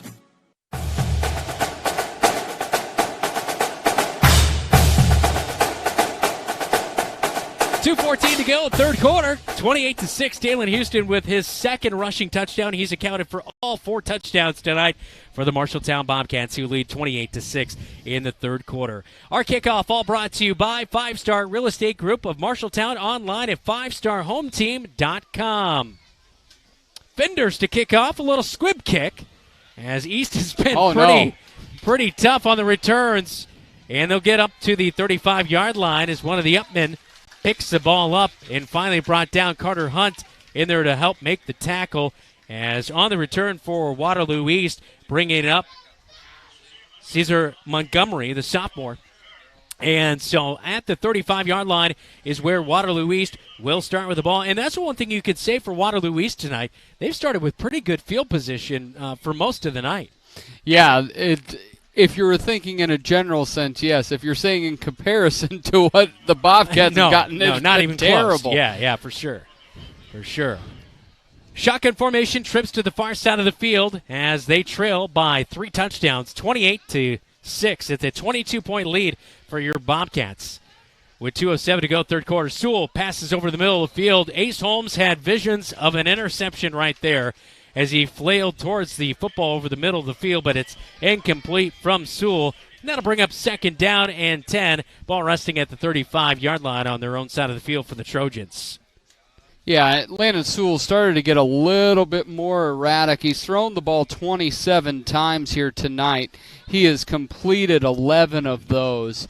Really, he's gotten a lot of pressure tonight. He's starting to throw it a little bit high. And I think he's hearing footsteps, and he's trying to get that seemingly 3-touchdown throw. And the Bobcats come in from the near side and make a great play in there for the Cats. Coming up strong off the defensive end spot. Getting into the backfield. Yeah, Lincoln Barker, that's who I thought. Number 82 gets in there off the defensive end spot. And we saw him a little bit in the scrimmage earlier this year, and he made some plays off that defensive end spot. So Lincoln Barker with a nice play to get in the backfield brings up 3rd and 13. So a tackle for a loss right there in the backfield. And this will set up a long situation, 3rd and 13 with just 90 seconds to go in the third quarter. Bobcats leading 28-6. East on the right side of your radio dial with the ball on the near side hash mark. Pass out on a slant route towards the post, and it's incomplete. As coming up is Carter Hunt, and he was on the coverage as he tackled right as trying to make the catch was Jameel Montgomery. Great coverage. It forces 4th down and 13. Yeah, Carter was right there on time. I know East sideline thought he might have got there a little bit early, which he may, but Carter made a really nice play out there. And Carter shifted down from that safety position. He's playing where Braden was playing on that left corner. He's playing there while Rogelio Serran's playing on this near side cornerback position. 1:19 to go in the third quarter. Bobcats just struck for a touchdown by Dalen Houston of 7 yards. And they're going to get the ball back here as the defense forces 4th and 13 and a punt situation here for Waterloo East. Out to punt this one away, Jameel Montgomery, and it's a pretty good one. It will drive Tate Ring all the way back to the 20, and it bounces inside at the 13-yard line is where it will be picked up. And so Ring not able to get to that one, and that's a really good punt and a swing of field position as the Marshalltown Bobcats will have it at the 14-yard line going on their own side of the field to start this one. With 1:07 to go, third quarter. But defense, boy, I tell you what, has looked really, really strong at times here tonight. Yeah, it really has. There really hasn't been too much of a weakness. And that's one thing as a defense, if you're going against an offense that you've made one-dimensional, you don't have to guess when you get to the line. You're thinking, all right, here's a throw. And you can play your defense accordingly, and the Bobcats really haven't struggled outside of that quick 6 that East got after the block punt. Trojans and Bobcats both 0-1 on the season, looking to go 1-1 are the Bobcats, leading 28-6 late in the third quarter here. Dalen Houston underneath center. He's got 3 backs in the set. He'll hand off to Rebick. He's got his fullback and Seth Smith pulling for him. Keeps those legs moving. And so do the offensive linemen. Keep driving their defenders back, but Rebick is back at the 20-yard line as he is tackled there for a 6-yard gain on 1st down and 10 as we inch our way inside 1 minute in the third quarter. Yeah, Bobcats really just, this is the way you ice games. Get 6 yards, 7 yards on that first down play. Like to see what the Bobcats is just kind of wearing down Waterloo East. Both of these are not the largest rosters. It's a hot night, been a muggy night. We've seen a lot of stretching. This is the part of that second half where you can really wear down a defensive line. Yeah, that is for sure. Bobcats pack it in tight here as we end the third quarter, a handoff, and unfortunately we hear whistles, and I saw Ace Holmes put his head up in the air. He's like, oh, man, I had plenty of room to work with out there, but is it a timeout call before the play? No, false start is called out there. The official indicates a false start. So after a 6-yard gain on 1st down, it was 2nd and 4, and the 5-yard penalty going to back it up 2nd and 9. But the wingback hasn't really gotten a lot of carries here tonight, and Ace, he knew he saw ground. He was thinking, He was taking a big run right here. Last week, he false started when he knew he was getting the jet sweep. Didn't get his rush this time. Somebody else did. Somebody is robbing Ace Holmes, and he's not a fan of it. That is for not sure. A fan. All right, it'll be 2nd and 9 when we come back. Cats leading 28-6. That's the end of the third quarter. This is Bobcat football. You're listening to KFJB and KFJB-TV. Since 1967, Jensen Ford Lincoln has served generations of families around Central Iowa. Quality vehicles, professional service, knowledge of our product, that's a part of Jensen. But what's more important to us is a trust that is passed down from every generation.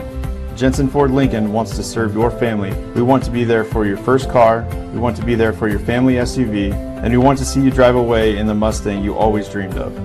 At Jensen, we want to be here for you now and every mile along the way.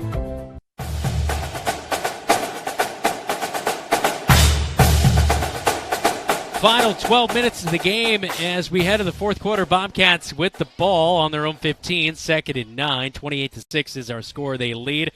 Time to take a look at an area regional scoreboard update brought to you by Central State Bank.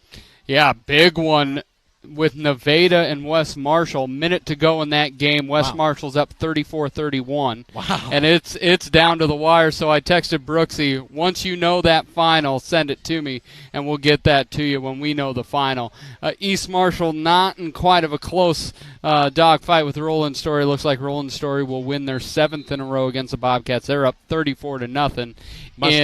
Mustangs. That's right. We're the Bobcats. And then Ames going into the fourth quarter was up 14-13 up in Fort Dodge. Wow, close one there. That'll be interesting. Fort Dodge right around the corner for the Bobcats here as we start up fourth quarter.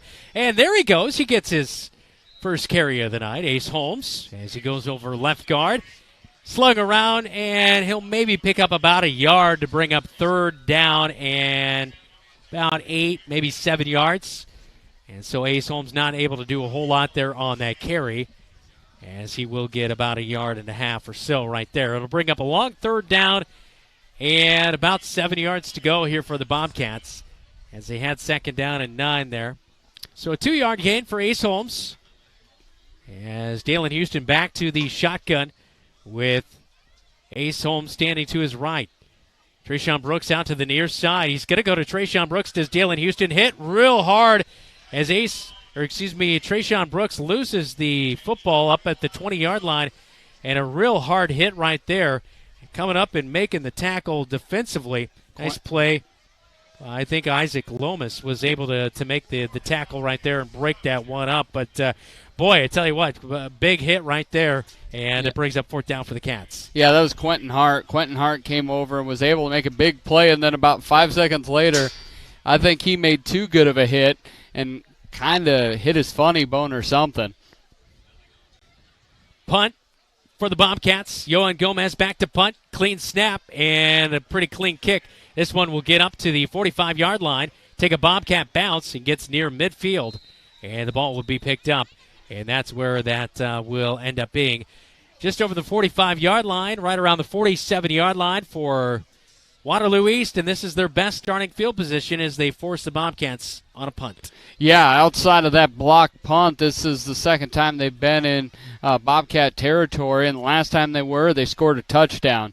This really comes down to the Bobcat defense bowing up one more time, see if they can get a turnover, see if they can get 3 out, something just to break the Trojans here in the fourth, because this is kind of the drive for the Trojans.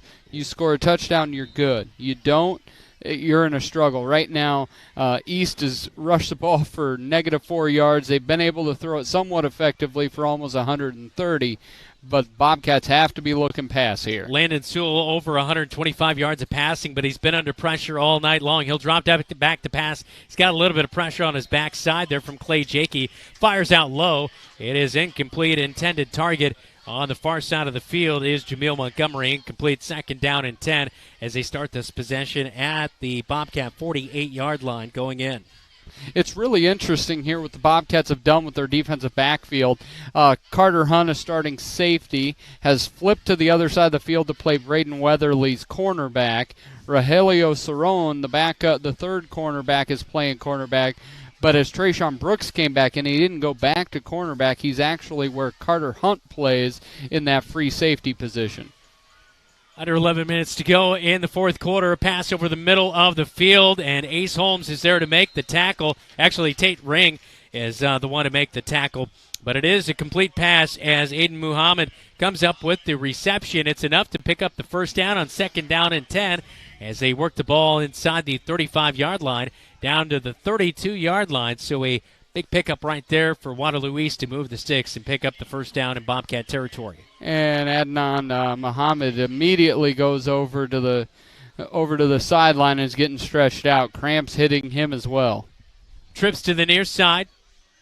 He'll drop back, look to pass. It looks like a screenplay, but the Bobcats read it. Sewell is able to get out of 2 tackles. Ace Holmes can't make the tackle. And finally, the Bobcats get him still behind the line of scrimmage, but about 4 Bobcats missed on Sewell as he gets up limping just a little bit.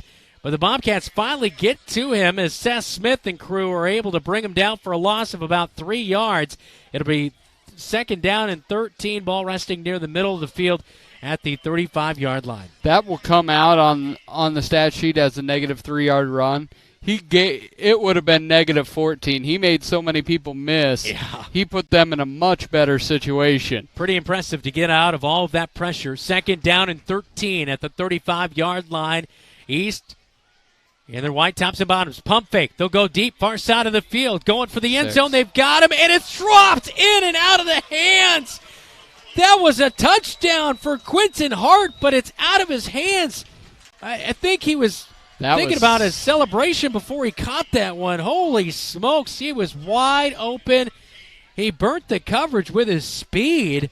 And unfortunately for East, they don't get the touchdown reception. It'll bring up 3rd down and 13. That's a shoulda, woulda, coulda right there for East. That was a beautiful ball by Sewell because he got Carter Hunt looking in the backfield, and Hart went right behind him, right in stride, and hit him in the 1-3 and then the ground. Bobcats dodged one there. Hart splits out to the near side, trips to the far side. That looked like a false start, but no penalty flag. Screen over the middle of the field. It's picked. Ace Holmes has it right in the middle of the field. What a play for number 1. And, yeah, that should have been a flag anyways because they threw it. Number 72. Illegal touching. Was illegal touching, yeah. But off his hands, and then Ace Holmes, I'm telling you, it's between he and Jakey for me when we're thinking player of the game, but Holmes is making play after play here Seth tonight. Smith had that fumble recovery and a couple big plays. I mean, there's a lot of guys having good nights for the Cats. Yeah, and they're all playing tremendously on that defensive side of the ball. That's what I've been so impressed with here tonight is the defense has created offense tonight, and you feel good about that if you're head coach Adam Goodvin, knowing that anytime the Bobcat defense can lead to that offense. You saw that one drive, their last touchdown, where Seth Smith got the fumble recovery. He had a big run, he had a big reception, and they were able to punch it in and had a lot of momentum. Cats have the lead. It's 28-6 with 9:27 to go, fourth quarter. This is Bobcat football on KFJB and KFJB-TV. Sports Plus Sports Medicine and Physical Therapy Center, we customize each patient's treatment plan to their individual needs. What does that mean? It means that not every back or knee problem is treated the same, and that your program will be unique and designed especially for your needs or problem. This improves how quickly you will return to work or sports. The Sports Plus staff is encouraging and takes pride in your successful recovery. This is just one more reason why champions choose Sports Plus Physical Therapy as their favorite place to rehabilitate and train.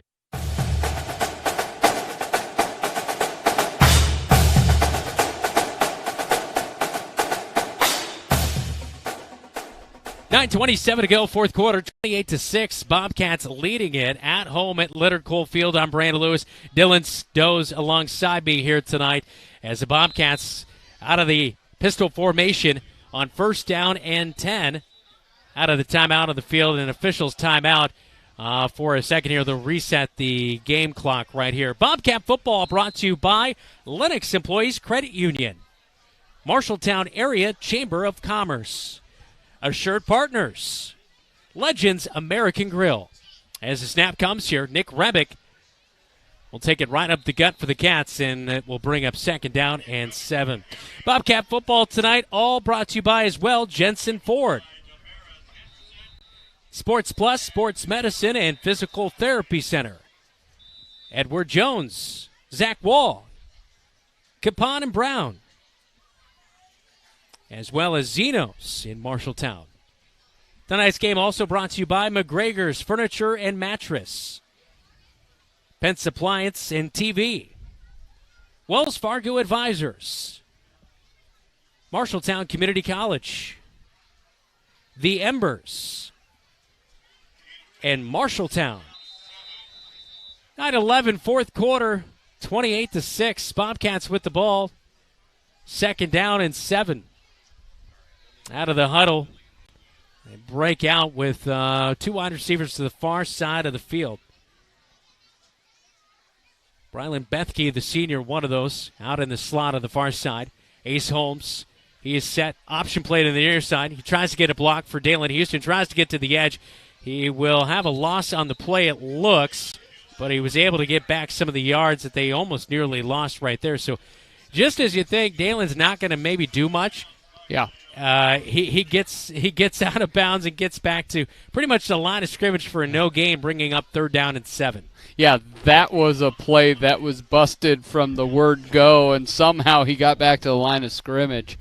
Bobcats putting in a lot of fresh bodies. Nick Rebick was walked off with the trainer a couple plays ago. Looks to be all right, but it's a lot of guys getting reps here in the second half. Ace Holmes stands to the right of his quarterback in Dalen Houston. 2 wide receivers far side. Braylon Bethke also split out there. High snap brings it down. Ace Holmes has the handoff, and he is brought down. Oh, wow. Ace Holmes got out of a tackle, and they blow the whistle and stop the play, but Ace is put his hands up. What's going on there? That's going to bring up 4th down. Ace brought down for a loss of 1, but he broke out of a tackle, and they stopped his forward progression. And here comes the special teams unit on 4th down and 8 with 8:17 remaining in the football game. Cats leading 28-6 against Waterloo East. Yeah, that's one I definitely understand it from a reffing perspective. You don't want things to go nonsensical because you let plays go too long. It can get chippy. But I feel bad for Ace on that one. Great punt. Great punt by Johan Gomez, and it will be fielded back at the 21-yard line. So a great punt for the Marshalltown Bobcat punter, and he did a nice job in week number 1 as Johan Gomez, 35-yard field goal last week. He had 32.5 yards on his average for his punts right there, Dylan, and another great punt to add to it. Yeah, that was about a 44-yard punt, and that looked more like in warm-ups where he was able to get his leg into it, nice tight spiral, and then hit the ground and got a few extra. Earlier in the game, he had to rush it because of the pressure, but he's got a huge leg. I'm really excited to watch what type of kicker he becomes over this year and then his final 2 years of high school. Yeah, that is for sure. Time for a regional scoreboard update, all brought to you by Central State Bank. Dylan, I think we got a final on that West game tonight. Yeah, West Marshall hangs on 35-31. Roland Stories rolled over East Marshall Mustangs 47-14. And then in the second half, Ames is up 22-13 up in Fort Dodge. That'll be interesting. They've still got Jondal for one more year. Yep. Wide receiver for Fort Dodge. We'll see them in a couple weeks. Newton on the schedule next week for your Marshalltown Bobcats. We'll have that game for you here on KFJB and KFJB-TV. 7:52, fourth quarter, 28-6. Marshalltown Bobcats leading it as East has the ball back after forcing a punt on the last drive by the Bobcats. They'll start at the 22-yard line on their own side of things. Handoff right back up the middle for Waterloo East. And that's been a theme all night long for Shakir Wright. He's fumbled it tonight, and right there he just really had no ground to really move on right there as a rush right up the middle for just 1 yard. It'll be 2nd and 9. And great job by Jackson Bowie. Jackson Bowie was able to take down the runner. He's had a nice game, had the touchdown catch, playing pretty good defensive end, as the Bobcats are rotating new defensive tackles and ends in with almost every series. 28-6, Bobcats leading with 7:15 in the football game.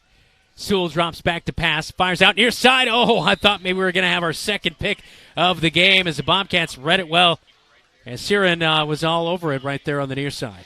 Yeah, Cerrone was coming in on that, and it was just as he came in on that that slant, Sewell just kind of sailed it, a little bit erratic, and Cerrone, if he would have just kind of not did his job and just hung out, he would have had a pick, but because he's doing what he was supposed to, the ball sailed past him.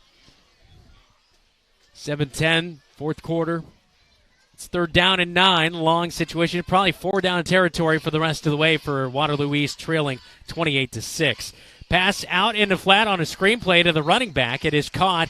They'll gain a few yards as DeVarian Clark makes the reception, gets up over the 25-yard line, and finally brought down at the 26-yard line. So a gain of just 3 yards. It'll be 4th down and long for Waterloo East. Yeah, Sewell 12 of 35, has 2 picks. A lot of it has been pressure. A lot of it as that game's gone on. A little bit of happy feet, a little bit erratic. Had some balls dropped. But the Bobcats have done a really nice job on that back 4. Really impressed with their strides from last week in Ames. Yeah, I forgot about that Ace Holmes pick earlier. So, yeah, he does have 2 interceptions. He'll throw one. Oh, pressure in his face as Clay Jakey was trying to get to Sewell. And a late dive on by Darian Bates, the guard. And don't know who this is going to be on. Clay Jakey was definitely going hard until the whistle. And we will see a personal foul. I'm not sure if it's going to be offset here. Unsportsmanlike conduct on the Bobcats and on East, so it'll offset. And I believe replay the down, possibly. 4th down and 5 again. Yeah. It was incomplete on the near side, just had no chance. Sewell's been under a lot of pressure all night long, and it's been Clay Jakey, the guy who's been after him a lot here tonight, already a couple sacks to his name. Yeah, he had those big sacks in the first half, but he's had pressure all night long. He hasn't got a sack in that second half, but he has just brought a lot of wreckage to that line, has really dominated his guy at every turn. 6:22 in the fourth quarter, and we do have an ejection. And I think that was number 50 who did the unsportsmanlike conduct, Darian Bates. Not that Clay Jakey was innocent, but definitely saw very aggressive play by number 50 in Darian Bates. So he's off. Clay Jakey's going to come out of the game here. I don't believe he was ejected, but I did see number 50 go off the field right away for Waterloo East, and the ejection sign from the officials. So 4th down and 5. The play did count, so it's a turnover on downs, and it's back to the Bobcats. Yeah, Clay Jakey was pleading his case to Coach Tim Holmgren, who we had on last night, saying that Tim's doing what a coach does. Handoff inside for the Bobcats on 1st down and 10, and Waterloo East picks up and drives back their running back. Was that Ace Holmes? I couldn't quite see if that was I believe it was Ace. I believe it was, yeah. Tate Ring. Tate's back in. Tate Ring, as he got the carry right up the gut, goes for 2 yards. It's 2nd down and 8. Ball resting right at the 25-yard line for the Bobcats. Looking to punch in another touchdown, leading by 3 touchdowns, 28-6. It's a 22-point lead. Yeah, Bobcat faithful out. Starting to thin out a little bit with the game seemingly in hand, but a nice turnout for the first home game very here. Good. Yeah, very good. Good to see a good crowd on hand. Thanks for watching here on KFJB-TV and listening on KFJB. Ring with the handoff in 2nd and 8. Tries to get around right tackle. Does get a few yards. I think it's going to be about 3rd down and 6 for the Bobcats here as they move their way down to the 23-yard line. So it'll be a 2-yard pickup again. It'll be 3rd down and 6, as that was 2nd down and 8 as we inch near the 5-minute mark here in the fourth quarter, as Dalen Houston will run in the play for the Marshalltown Bobcats and head coach Adam Goodvin. We'll talk to him coming up in our Wells Fargo Advisors locker room report coming up after the game. We'll also name our Calvin Rocket Bar and Grill player of the game, all brought to you by Calvin Rocket Bar and Grill. So a lot coming up in the post-game show. We'll talk to Adam Goodvin. I'm sure he'll be happy moving to 1-1 on the season with a victory here tonight. Dalen Houston goes to the air. It's popped up in the air. He's trying to go out into the flat to Jazik Lee. It's incomplete. And that will bring up 4th down and 6 with 4:42 to go in the football game. Cats most likely will go for it here inside the 30-yard line. Yeah, Muhammad's done that twice on that outside. Nice athletic play, knocking down the pass there. He's played that defensive end, that outside linebacker, pretty effectively on those short pass plays. Dalen's had a good night, 10 of 15, a little over 100 yards, those 2 touchdowns, does have a pick. But then with his feet, he's got 63 on the ground with 2 touchdowns. Both he and Nick Rebick have 63 yards rushing apiece. 4:42 to go in the fourth quarter, and timeout is taken by head coach Adam Goodwin. We'll take a timeout with him. Fourth quarter, 4:40 to go. Bobcats looking for victory number 1 of the season in week number 2. It's 28-6 right now. They lead inside Trojan territory. We're back after this on KFJB and KFJB-TV. Don't let concerns about current events derail your long-term financial strategy. Edward Jones financial advisor Zach Wall can help. He'll work with you to understand today's financial landscape and how to be positioned for the long term. Edward Jones can give you the tools for a reasoned, disciplined approach to investing. Call Zach Wall at 641-752-3017 in Marshalltown or online at edwardjones.com. Edward Jones, member SIPC.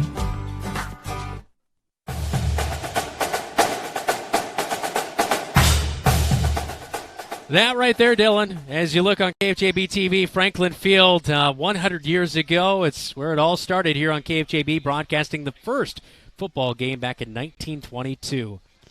I'm excited for it. It's such a great trivia question. Where was the first live broadcast of a sporting event in the United States? And you just saw it. Who knew that we would be the ones to usher in 100 years? I think. 3 years ago we were hopeful, but we were hopeful, and the Lord knew. The Lord. Yohan Gomez on for a 40-yard field goal out of the timeout. How about this? Let's see the leg. He made one last week from good range. Snaps down. The kick looks good. It's right on point, and it will get in there. It's good. A 40-yard field goal for Yohan Gomez, and it makes it 31-6 Cats with 4:38 to go in the football game. He knocked through a 35-yard field goal and adds to a 40 this time. Yeah, he's a huge leg. We saw it last year when he came up at the end of the season. But I was talking to Marshalltown PD officer A.J. Akala. I said today, you're going to see that kid hitting 40, 45-yard field goals by the end of his high school career. I didn't know it would start in his sophomore year here tonight. He got a big leg, that's for sure. 31-6 is our score. 4:38 to go, fourth quarter. This is Bobcat football on KFJB and KFJB-TV.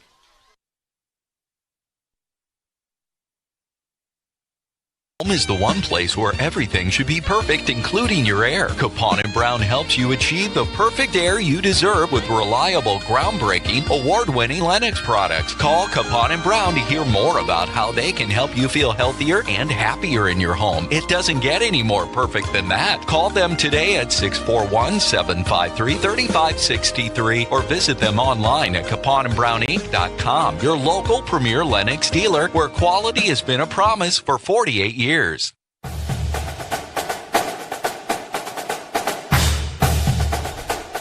Kickoff all brought to you by 5-Star Real Estate Group in Marshalltown, your home team advantage. 31-6 our score with 4:29 to go in the fourth quarter. A huge return by Clark as we are away from break, as we get it all the way down to 35. That's one thing you got to give credit to Waterloo East. Their special teams unit has been pretty rock solid here tonight. Yeah, they've had 2 big returns, blocked punt, almost got to another one. They've done a nice job in that. Bobcats have been able to do a couple little things there, but yeah, you look at this return just going right up the middle. Bobcats, thank goodness Bethke was still hustling to be able to knock it down, because that would have been 6 for Waterloo East. He'll take it quickly on first down. A quick fire out to the far side of the field, breaking a few tackles, the wide receiver, Quentin Hart, as we saw him drop a touchdown in the end zone earlier tonight. That would have been 1 touchdown on the board for East, as they only have 1 tonight. 31-6 our score with 4:21 to go in the football game. But he picks up a few yards there on first down to get down inside the 30-yard line. So mark it a gain of 7 yards. It'll be second down and 3 to go on the 7-yard gainer through the air right there from his quarterback in Sewell.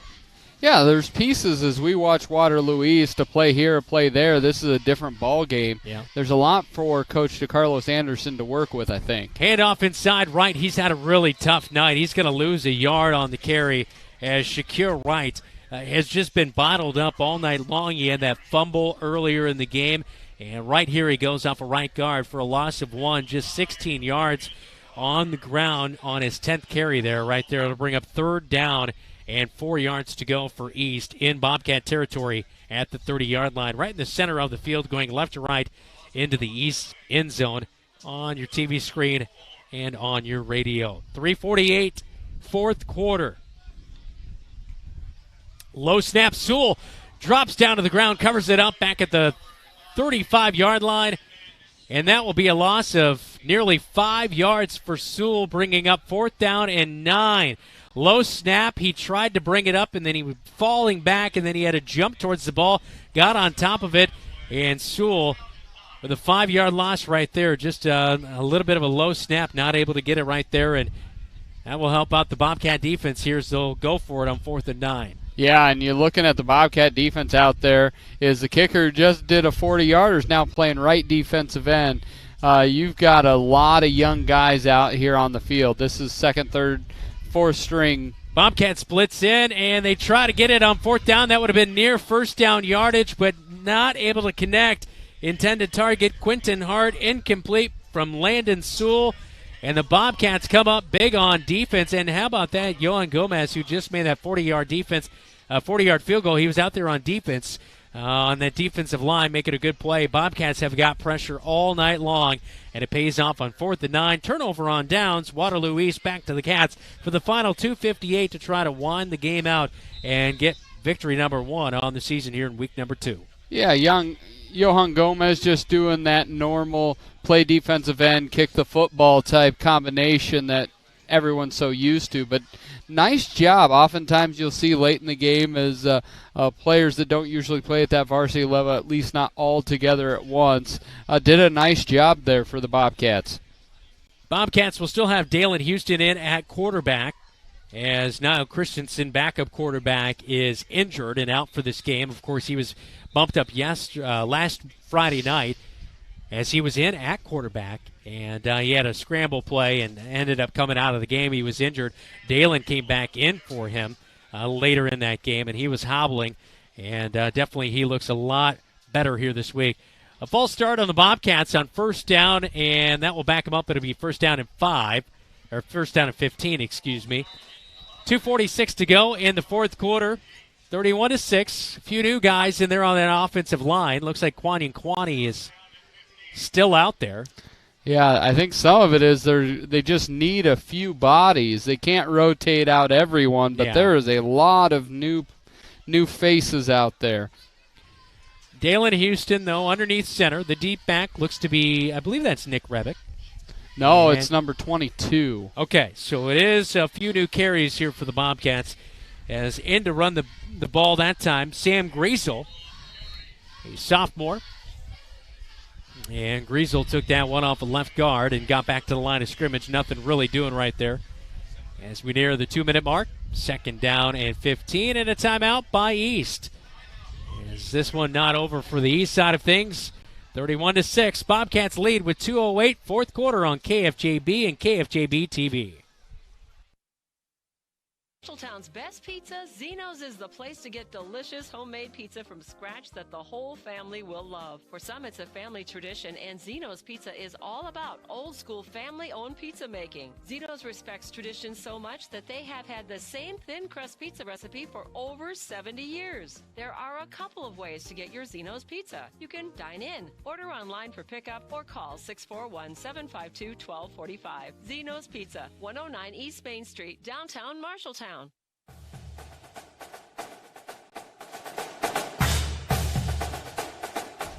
Regional scoreboard update on KFJB and KFJB-TV, all brought to you by Central State Bank. Dylan?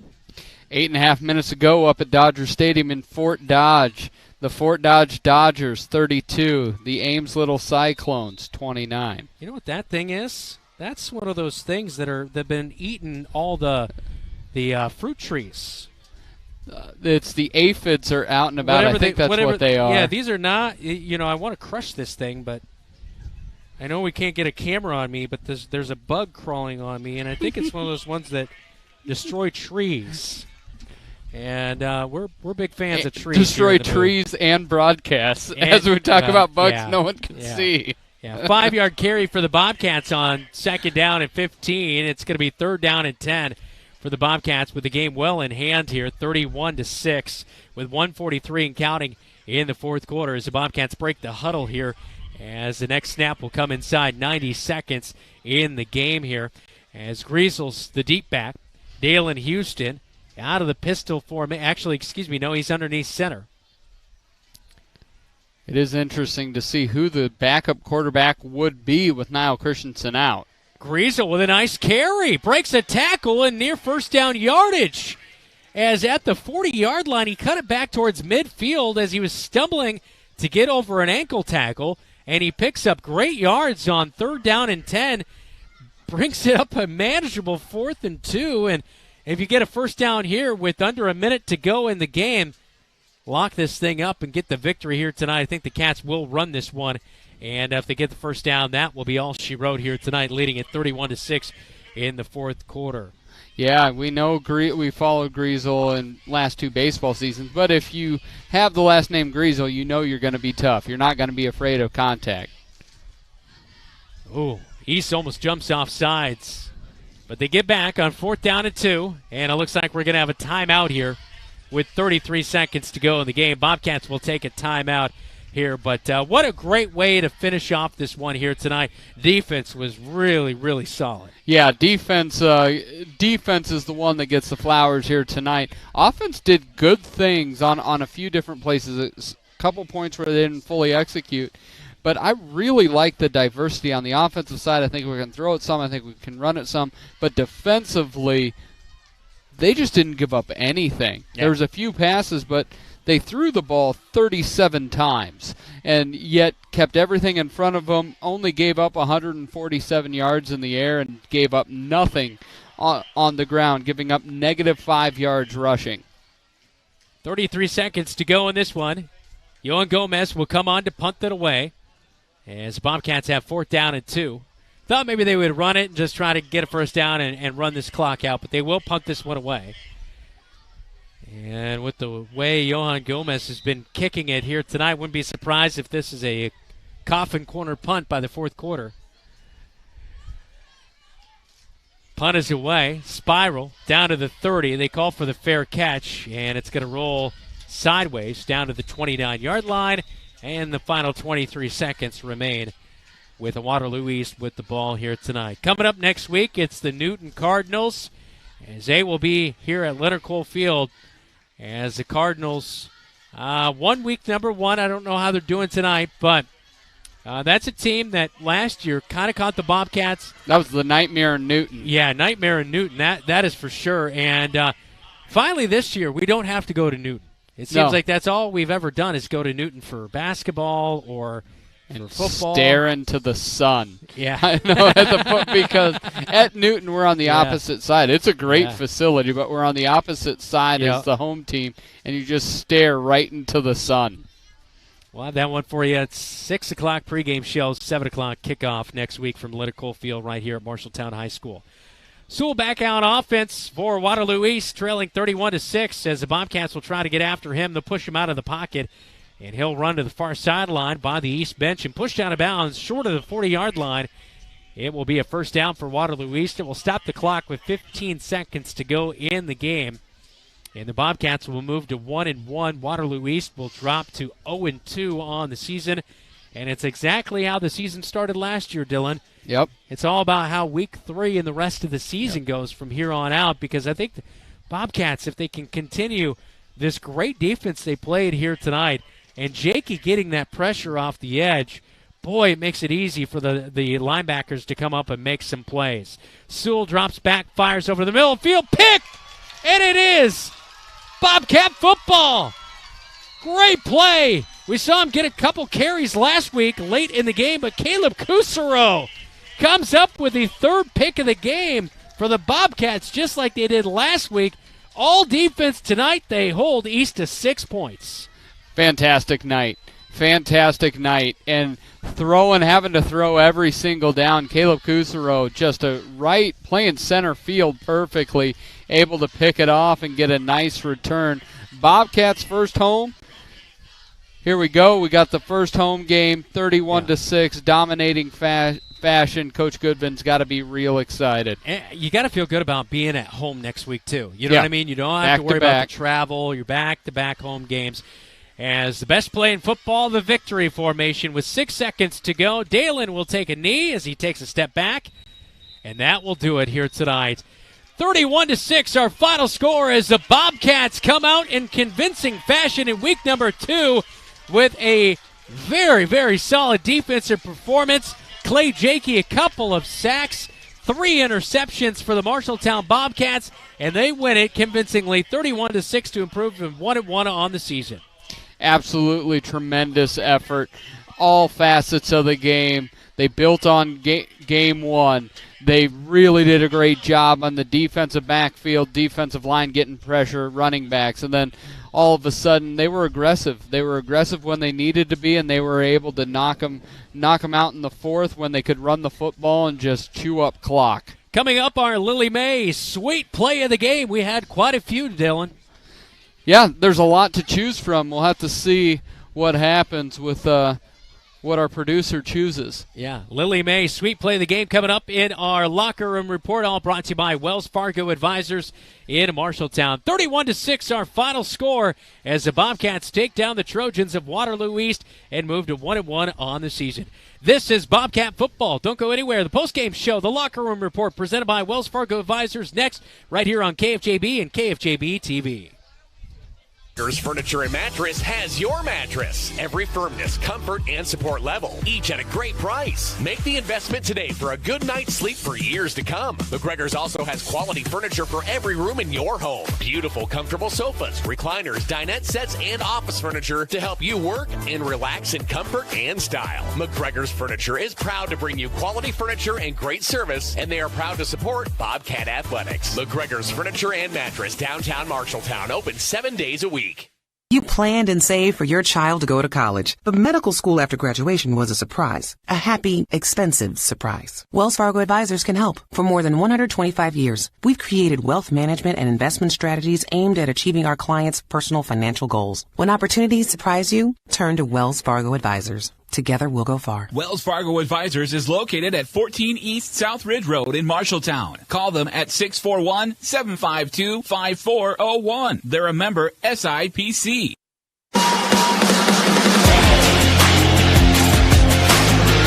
Coming up, post-game statistics, a check of the area scoreboard, post-game reaction with head coach Adam Goodvin, and our player of the game. The KFJB Locker Room Report, presented by Wells Fargo Advisors in Marshalltown. Welcome into the Locker Room Report, all presented by Wells Fargo Advisors in Marshalltown. 31-6, a victorious football night at Leonard Cole Field in Marshalltown. I'm Brandon Lewis. Dylan Doze alongside me as we go into our Wells Fargo Advisors Locker Room Report. Dylan, initial reaction here tonight with that defensive performance. Cats were just flying all over the field making plays. Yeah, it was stifling. At no point did I think this game was in real doubt. Of course, there were a couple plays that could have went either way, but I loved the play of the defensive backfield. And you know, we got on it a little bit last week. They gave up some plays, but this week they came back and really took that away. And the running game was never going to be an issue. The Bobcat just destroyed the line of scrimmage on the defensive and offensive side. Yeah, that is for sure. The Bobcats forcing 4 big turnovers tonight, a fumble recovery, and 3 interceptions. And we'll have our sweet play of the game, all brought to you by Lily Mays, coming up. Also, our post-game reaction with head coach Adam Goodvin. We'll also name our Calvin Rocket Bar and Grill player of the game. All right, let's dive into our post-game stats here tonight, Dylan, as the Bobcats really did a nice job, I thought, bouncing back on the ground here tonight. Last week, Dalen passed for over 200 yards. It was not that kind of night where he needed to have that production through the air. No, Bobcats almost amassed about 300 yards. Ace Holmes got some carries, 3 carries, 3 yards. Tate Ring, 9 carries, 36 yards. I thought he added some good pop. Seth Smith with that 9-yard rush. Dalen Houston being able to mix it up, some 61 yards on 11 carries, and he had 2 touchdowns. Nick Revick did a really nice job, 14 carries, 63 yards. Very workmanlike in that 2 to 8 yard range throughout the night, but really, really good stuff. And then Sam Griesel, Zakastat, a little bit rough on the name Griesel, but Sam Griesel with 3 carries for 14 yards. Griesel question mark? That's right. Dalen Houston really threw the ball pretty well here tonight. He was 10 of 15. Did have that pick, but had 2 touchdowns for 104 yards. Ace Holmes, 2 catches for 26 yards. Trayshawn Brooks, 2 for 21. Seth Smith, he was doing everything tonight. Had a catch for 18 yards. Corey Smith, 2 catches for 19 yards. Nick Rebick, 2 catches, 1 for 9 yards plus a touchdown. And then Jackson Bowie with 1 catch for the 11-yard touchdown. Then when we flip it over to the Trojans, not a lot going on. 153 total yards, 6 total yards rushing. Landon Sewell had 13 carries for -6 yards, but he was able to move pretty well. But with the sacks and everything, came out to -6 yards. Shakir Wright had 10 carries for 16 yards. Devarian Clark, 2 carries, 0 yards. Billy Clark III had 1 carry for -4 yards. I thought we would see more of him here tonight, but we did not really see a whole lot of Billy Clark. Of course, he's a leader on the defensive side for Waterloo East. So, yeah, definitely played well in that safety position. Not so much didn't do a whole lot on that offensive side. Now 38 pass attempts from Landon Sewell. He ended up completing 13 out of 38 passes. He did have those 3 picks, but he threw for 147 yards. Jameel Montgomery had 3 catches for 37 yards. Quentin Hart pulled in a 25-yard reception.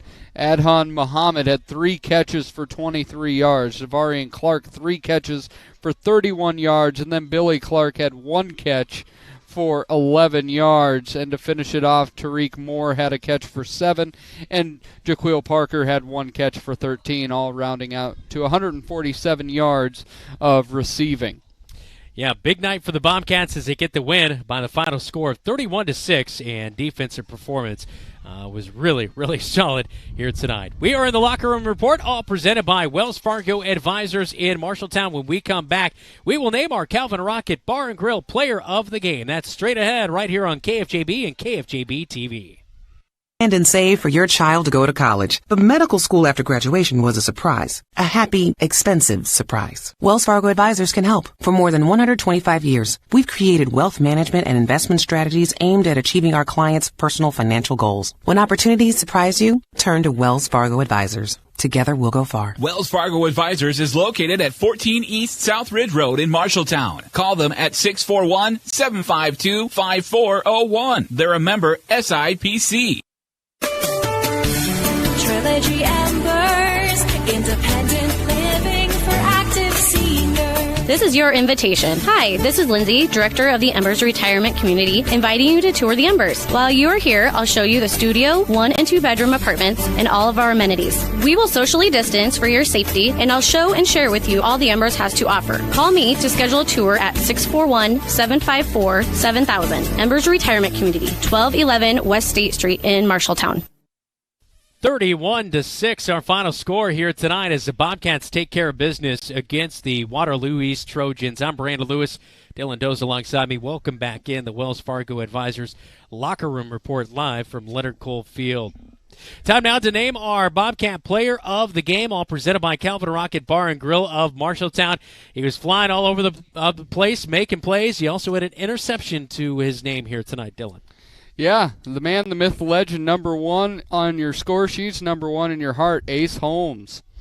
I thought he was phenomenal. I thought he was everywhere and anywhere, got a couple good catches, was able to run the ball a little bit, got that big pick. Yeah. But even outside of kind of the flashier stats, he was just everywhere. A thumper out there. I don't know how many tackles he had, but he probably had at least 6 or 7 at least. Right. Oh, very much everywhere. And the thing with him, if he's if he's catching the ball or if he's tackling, I think he hits as hard either way. He hits the defensive backs as a wide receiver just as hard as he hits the wide receivers as a defensive player. That is for sure. That is our player of the game, all brought to you by Calvin Rocket Bar and Grill. Each week, Calvin Rocket awards a free pizza to the Bobcat player of the game. It's now time for our sweet play of the game, and it was a real sweet one, as the Bobcats hooked up for a touchdown throw earlier in the game, an 11-yard touchdown pass to Jackson Bowie. Here's the sweet play of the game.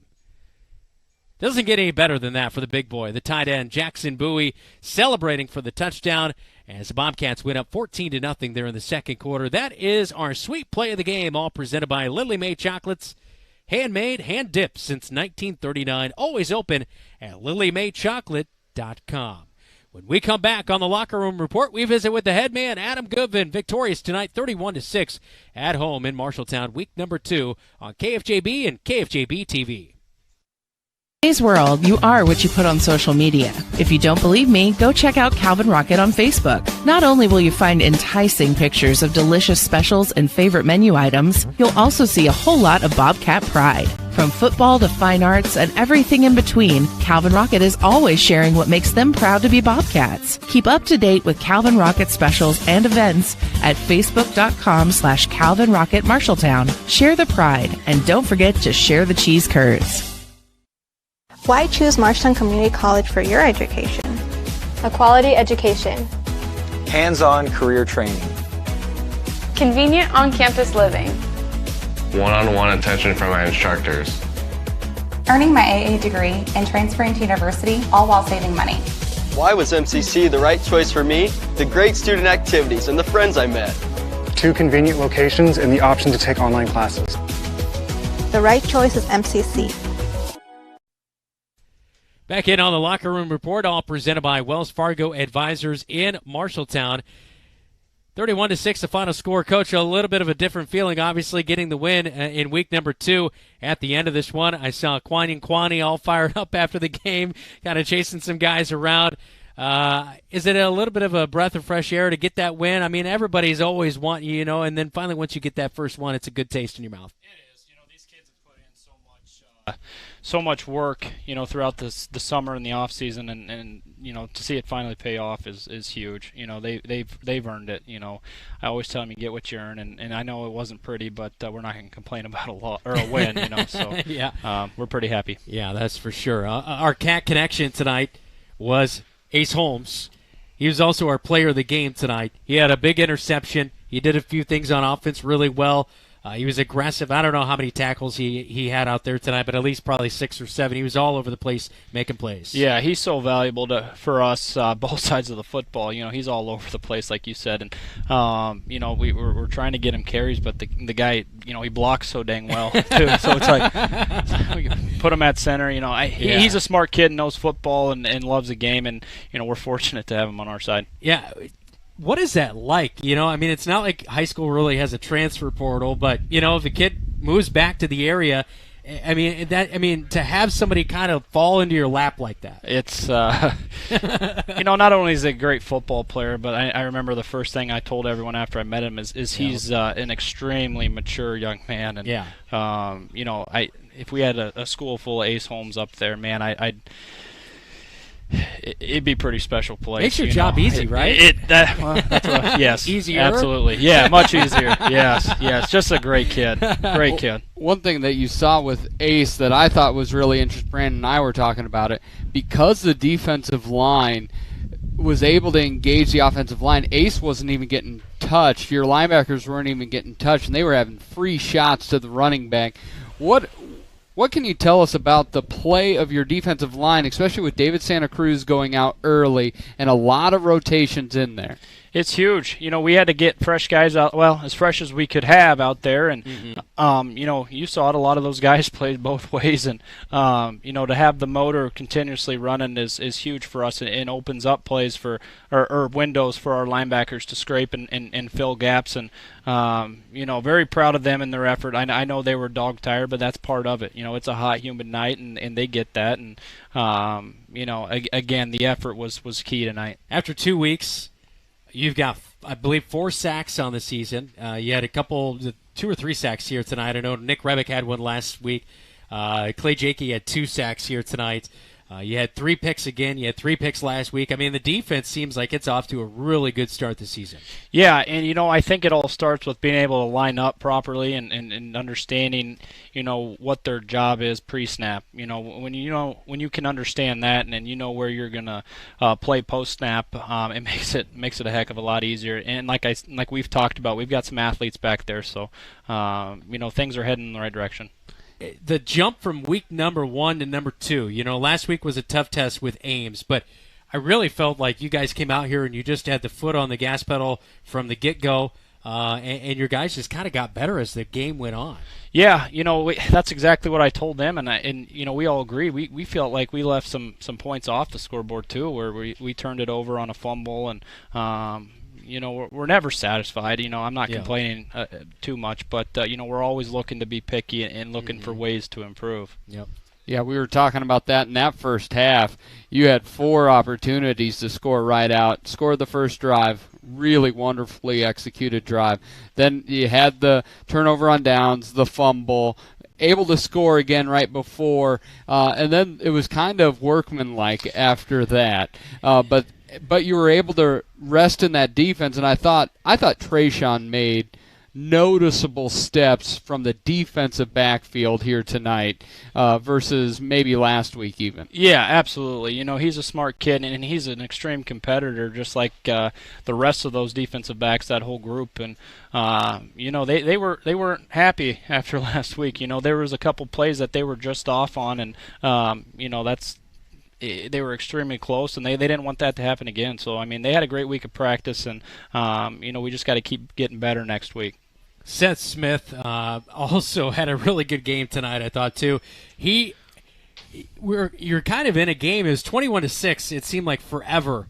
And then he recovered a fumble, returned it down. You gave him the rock right away and a fullback play, and then he caught the ball out of the backfield. And it seemed a lot tonight that the defense inspired the offense. Yeah, absolutely. A lot of them are the same guys, aren't they? Well, yeah, that's true. No, that's just kind of where we were at. We kind of had to go off our game plan a little bit based on some little injuries and some cramping and things like that. So it's like, well, we'll go back to the old school line up in the eye and run it right down your throat, and a little play action off that, slipped it Seth out into the flats, and that's just kind of where we were at with things. And he had a great series right there, back to back. Yeah.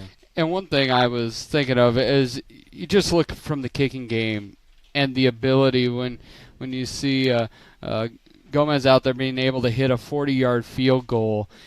How does that change? Impressive. How does that change how you're starting when you're coaching offense? Because we're going to be in close games this year, to where do you go for the kick? Does it afford you some other opportunities that many high school teams don't have? He keeps, scooting his limits back, and, I'm down there, and it's like, guys, I don't know, I'm on my headset. I'm like, we try a field goal here? And I didn't get an answer back, so I'm like, well, I know last week's field goal would have cleared it from here easily, and sure enough, he struck it well and kicked it through. So very proud of him. Special teams has been, in my opinion, a pretty good highlight. I know they had a really good return attack here tonight. I guess you could point to that. But as far as punting and kicking goes, you have to feel pretty comfortable. Yeah, other than our kickoff team, we got to get back to work on that and watch some film and make sure we're getting skinny and getting through and not getting knocked off our tracks, and we're pursuing the football at a correct angle. And we had a punt block too. That's inexcusable. So we gotta clean some things up, no doubt. David Santa Cruz, did he get poked in the eye? We were wondering about that. He did. I don't know right now. I didn't even know that was the injury. I knew he was out. It was an eye injury. Kid got his hand stuck up in his face mask. Yeah. It must not be terrible. I guess I don't know the extent of it. Yeah, we were just kind of concerned about him because, right. That can not be a fun thing to go through, that's for sure. So. Right. And it was the interesting thing that he was with his teammates, celebrating with his teammates. I'm talking to the crowd, but no shoulder pads. Yeah. So it was like, I don't know. You think, was it a concussion or something? But he wouldn't be out there with the teammates and stuff, so it wasn't that. I think it's something that he's going to get looked at tomorrow even. And it's anytime you're messing with that, it wasn't worth it in our eyes. We'll keep him off and make sure we get that squared away. Last question for you, Coach. Newton on the schedule. Last year, you went down to Newton, and obviously that was a game that didn't go right from the get-go, it seemed like. Yeah. Now you get Newton at home here this year. Week number 3, being able to have back-to-back home games, I'm sure will be kind of important in that.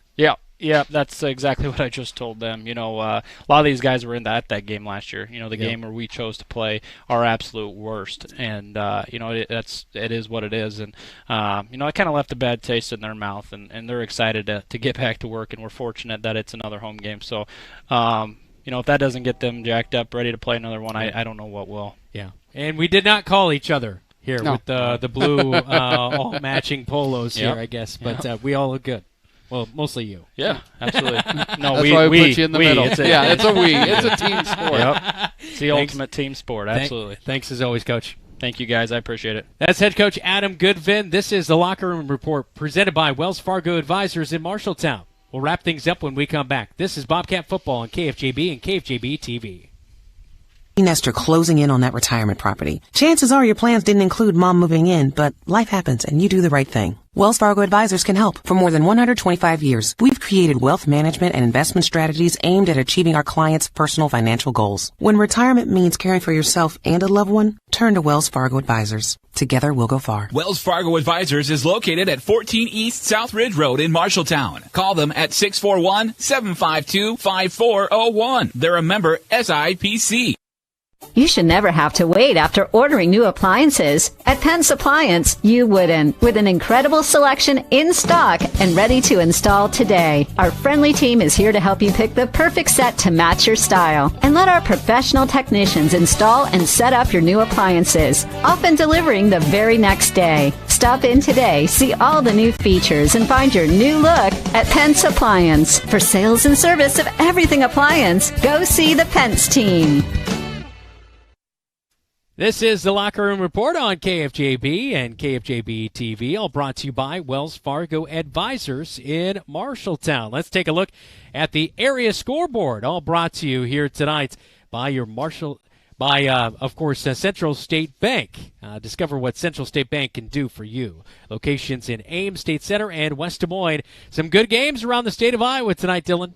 Yeah, West Marshall against Nevada. West Marshall with a big win, 35-31. East Marshall not as lucky against Roland Story as they dropped their 7th in a row to Roland Story, 47-14. In Fort Dodge, Iowa, Ames is up in Fort Dodge. There's 2 minutes left in that game. Ames leads 36-32. And then BCL's at Hudson tonight. Do not have a score for that. Mason City is over Spencer, 21-17. And then Southeast Polk is down at Valley tonight. And in the last score they have, it's 10-7 at halftime there.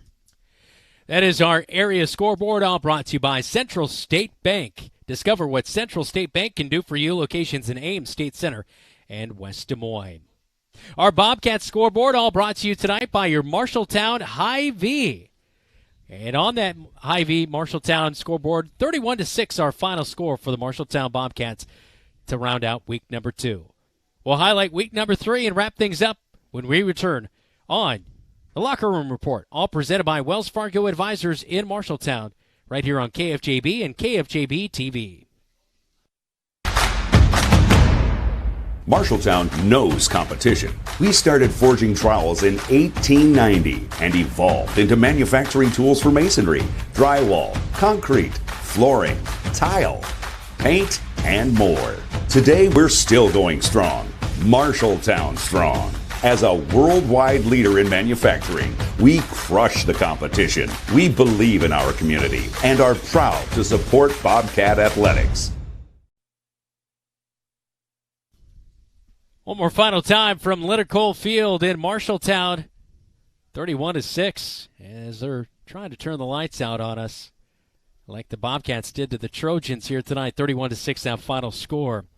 We're inside the Locker Room Report, all brought to you by Wells Fargo Advisors in Marshalltown. Well, I guess you coined it the Newton Nightmare. Yeah, from last year, but boy, I tell you what, looking forward to a little bit of payback.